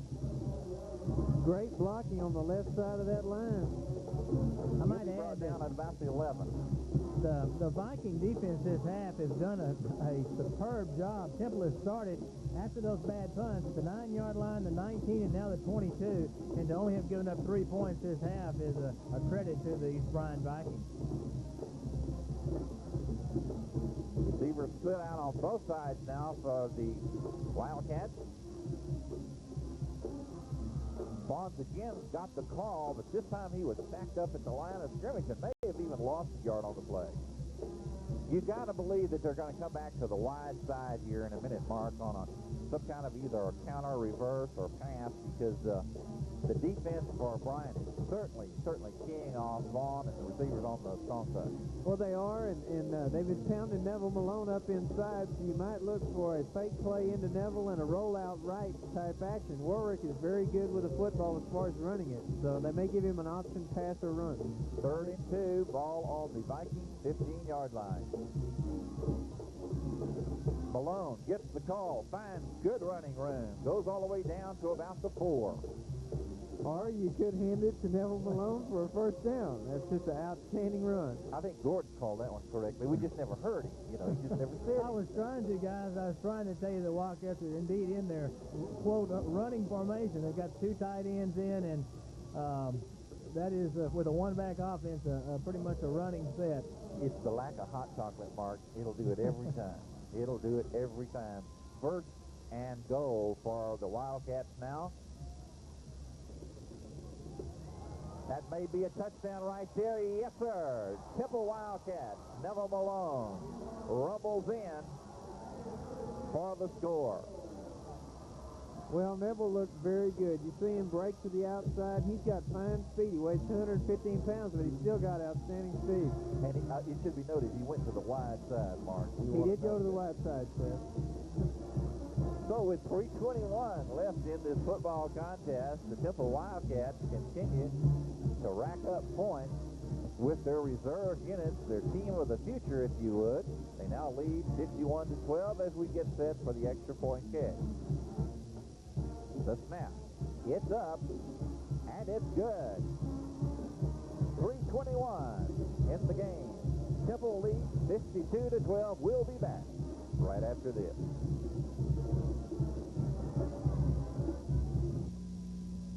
What's different about King Saber? We're your hometown grocer. And you can depend on us for the freshest meats and produce in town at famous King Saber prices. Special cut of meat, no problem. You're the king at King Saber, so we offer check cashing, money orders, and next-day film developing. And custom party trays. And at King Saber, you can rent the latest first-run movies at the best price in town. Remember, when you want fresh for less, stay with your hometown grocer, King Saber, in Temple and Killeen. Welcome back to Wildcat Stadium, where the Temple Wildcats have just cashed in for another score and an extra point, and they lead 52-12 over the Bryan Vikings en route to a 9-1 regular season record as Coach Bob McQueen's team gets ready to enter into the playoffs. They are 13-5A district champions. They'll share that crown with Killeen and Waco. It doesn't matter. They're into the playoffs. I believe that's the first time they've shared a piece of the district title since 1985. The kickoff by Danny Magana will go deep all the way back into the end zone where it is bobbled, and he'll go down on one knee for a touchback. Bryan will get it back on their own 20. Let's talk about the playoff picture for just a moment. In essence, Waco, with the largest enrollment, will go into Division I playoffs. Likely will meet Bowie, the Austin representative in the big school division this year. Ironically, Killeen, which won the big school division last year, will go back down into Division II, and they, along with Temple, will be facing Round Rock schools or Austin schools in the first round of the playoffs, all next week. Mike Crow, the quarterback, pitches out. This time he gives it to number 24. Oh, what a speedster, as we see Rodney Minor, who has a lot of quickness, did a great job that time, picked up a first down, brought the ball up to his own 37-yard line. It sets the secondary for the Wildcats. Number 49, Tim Alexander's in the ball game. Number 81, Tony Bain is in the ball game. Number 12, Greg Norman's in the ball game. And number 23, James Wright in secondary. I can assure you that Coach Bob McQueen wouldn't care who he played as long as he was able to get into the playoffs. And again, the mirror play to the left side. That's a pretty good play by the sophomore defensive back, James Wright, number 23, coming off a block and making a big hit. Good play by Rodney Miner, too, the quick-hitting halfback who shows a lot of speed and quickness in bringing the ball up to about the 44-yard line. Make it the 43. Second down and about 4 for the Vikings. 2:21 on the clock. We have a new quarterback in for Bryan. That'll be Dallas Little, a junior, 180-pound youngster. Lots of new faces on both sides now. Little, drop back. Picked off. No, it's nearly picked off. Richard Mata. I tell you what, if he had been able to keep his hands on the football, it was 6. Well, Richard has an interception for a touchdown this year against Copper's Cove, so he knows how that feels. I'm sure he would have loved that. You know, getting into the playoffs is kind of who gets the hot hand. Anything can happen. And one thing about the Wildcats, they have been playing with an awful lot of confidence the last 3 weeks. Only one loss mars their record this year, the 14-7 loss to Saline. And there's an early hit. Somebody moved at the line of scrimmage. His fingers are pointing at each other. I suspect that you're going to see they'll move the ball back. Clarence Marion is in there for the Wildcats. On defense, this is Alton Green. Well, I was absolutely wrong. Alton Berry. And also, Gary Lyman is in the ball game. They marked 5 yards against the Temple Wildcats, and that'll give a first down to the Bryan Vikings. And they'll spot it on the 47-yard line of the Bryan team. Brandon Osborne finishes out the defensive line. Dallas Little, the quarterback. He'll pitch it off again. This time the call goes to Rodney Miner. Good penetration by Alton Berry that time. They stack him up at the line of scrimmage.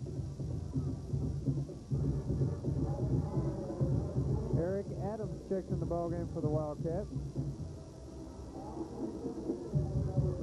There has been a great deal of speculation as to the playoff site for this first round of high school playoffs for Temple, and that will be decided Saturday morning in a meeting. Counter play. Nice hit. Did not go anywhere. What a great defensive surge that time. Jared Mackey. Great hit by Jared Mackey. Richard Mata also in there on the play. You know, Cliff, one thing you can count on wherever the game is played is you're going to see some great Wildcat fan support following these Wildcats around during the playoffs. We had the opportunity to watch the Round Rock Dragons Thursday night in their win over Austin Johnson. And, of course, the Temple Wildcats scrimmaged Round Rock in the preseason this year. So they're certainly no strangers to the Wildcats. They're certainly a much improved team from what we saw in the first preseason scrimmage.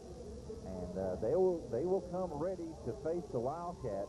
When you get into the playoffs, you can again forget the records because there is a great deal of intensity. It's a whole new season. And as you said, one team may get the hot hand. A perfect illustration of that is the Saline Kangaroos. They got the hot hand. They started getting hot. By the time they were in the quarterfinals against Tyler Lee, they were just red hot and rolling, and they didn't stop until they won the state championship. Well, Coach Perez there at Round Rock and Coach McQueen are great friends, and I know Coach McQueen has a great deal of respect for the program that Coach Perez has there at Round Rock, and it's going to be quite a challenge. They did scrimmage at the beginning of the season, before the season, but it's an entirely different ball game now. You mentioned the playoffs. This Temple team has come through 2 seasons now. The non-district schedule, now the district schedule has met a goal of winning the district championship, and now going to their 3rd season, and great opportunity for this team.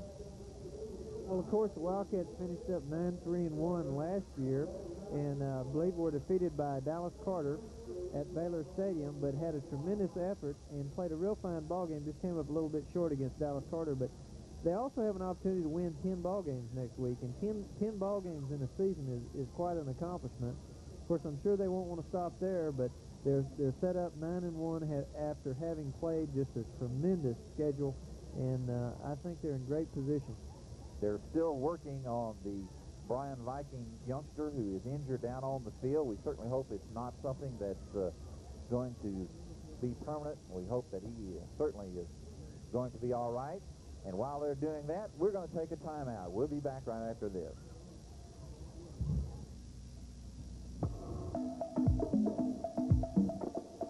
King's Daughters Hospital announces something really worth celebrating. It's the Women's Connection, a special program at King's Daughters especially for women. With healthcare services, seminars, classes, support groups, and much more. Even a special information line just for women. The Women's Connection. All kinds of services for all kinds of women. To find out more, call the Women's Connection today. Welcome back to Wildcat Stadium. As you see, the injured player for Bryan up, and he is being assisted off the field. It looks like he may be okay. We certainly hope so. 1:08 left in the football contest. Temple leading 52-12. The ball is going to be marked at about the 48-yard line. 3rd and 9 for the Bryan Vikings. We were talking at the break and before the break about the playoff picture last year. We want to mention that the old nemesis, the team that knocked Temple out of the playoffs last year, Dallas Carter, is facing a gigantic game tonight against Dallas Kimball, and that'll be interesting to see how that comes out. Kimball's rated number 2 in the state. The roles are kind of reversed this year between Kimball and Carter. Well, a Hail Mary pass by the quarterback of Dallas Bryan. Little. Dallas Little threw it up, and the defenders looked like grabbed the receiver there, and the referees were quick to pull out the old yellow handkerchief. Penalty against Temple Wildcats. It'll give Bryan the first. Let's see, they'll mark it. Well, I don't understand that play at all. It's a 15-yard penalty from the original line of scrimmage for defensive pass interference nowadays in the high school and college ranks. Well, this will be Coach McQueen's 219th win, and you see the Wildcats starting to celebrate a little bit on the sideline. I know this is a great feeling for them after having come through this tremendously difficult schedule and district competition. Well, they had a great year last year. They advanced to the area playoffs where they met Dallas Carter, as was mentioned. Little's going to pass. It's going to be picked off. Little's pass is picked off by James Wright, the 155-pound sophomore. And just like that, the Temple Wildcats are going to get it back with 39 seconds left in the game. I would imagine they're just going to sit on the football and run out the clock. And who all did they beat in their effort last year? They opened by-district play here at Wildcat Stadium, defeating Austin LBJ. Went to Huntsville and played Katy High School, defeated them, then met Dallas Carter at Baylor Stadium, and that Carter team was an outstanding group of athletes. They had 10 or 12 people go Division I college after last season, and anyway, they'll be looking to improve on what they did last year, and great opportunity for this year's club. Warwick Vaughn just steps back and kneels down on one knee as the clock continues to count down with 23 seconds left. When you get into this level, this is what you work for all year long, fellas. When you sweat in August, as they say in Texas high school football, you're sweating because you want the privilege of playing till Christmas. And when you do, you are in the playoffs. That's the picture here for the Temple Wildcats. Well, congratulations to the 1992 Temple Wildcats, tri-champions of District 13-5A, ranked number 3 in the state of Texas as they move into the Class 5A playoffs. We'll be back to wrap it all up right after this. Cafe on the Square in Georgetown is a very special place. People from all over Central Texas enjoy the unique atmosphere and delicious food. After a hard day, Cafe on the Square is a great place to relax for dinner. Choose from a variety of beautifully prepared entrees, including steak, seafood, and pasta. The Sunday buffet is special at Cafe on the Square. For brunch or Sunday dinner, all your favorite dishes are prepared and served with Cafe's own original charm. Cafe on the Square in Georgetown. There's just no place like it.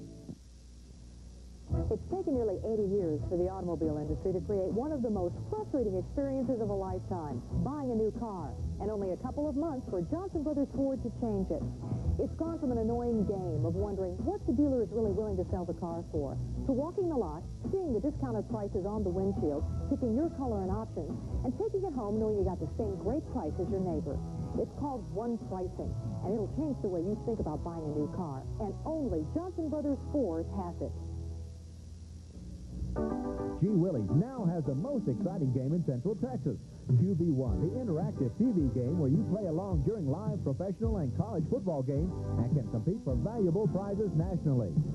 Large portions of great food and a lively and entertaining atmosphere sure to please the entire family. Gee Willie's, with the largest big screen TV in Central Texas and the only place you can play along with QB1, the interactive TV game. Gee Willie's, just east of the mall on the Loop, Temple. Well, the Temple Wildcats finished the regular season with a sparkling 9-1 record and a share of the district's 13-5A crown. More importantly, they're now headed to the playoffs where next week they'll face the Round Rock Dragons. The final score, 52-12, and Gordon, it was one of those games in which the talent was just obvious.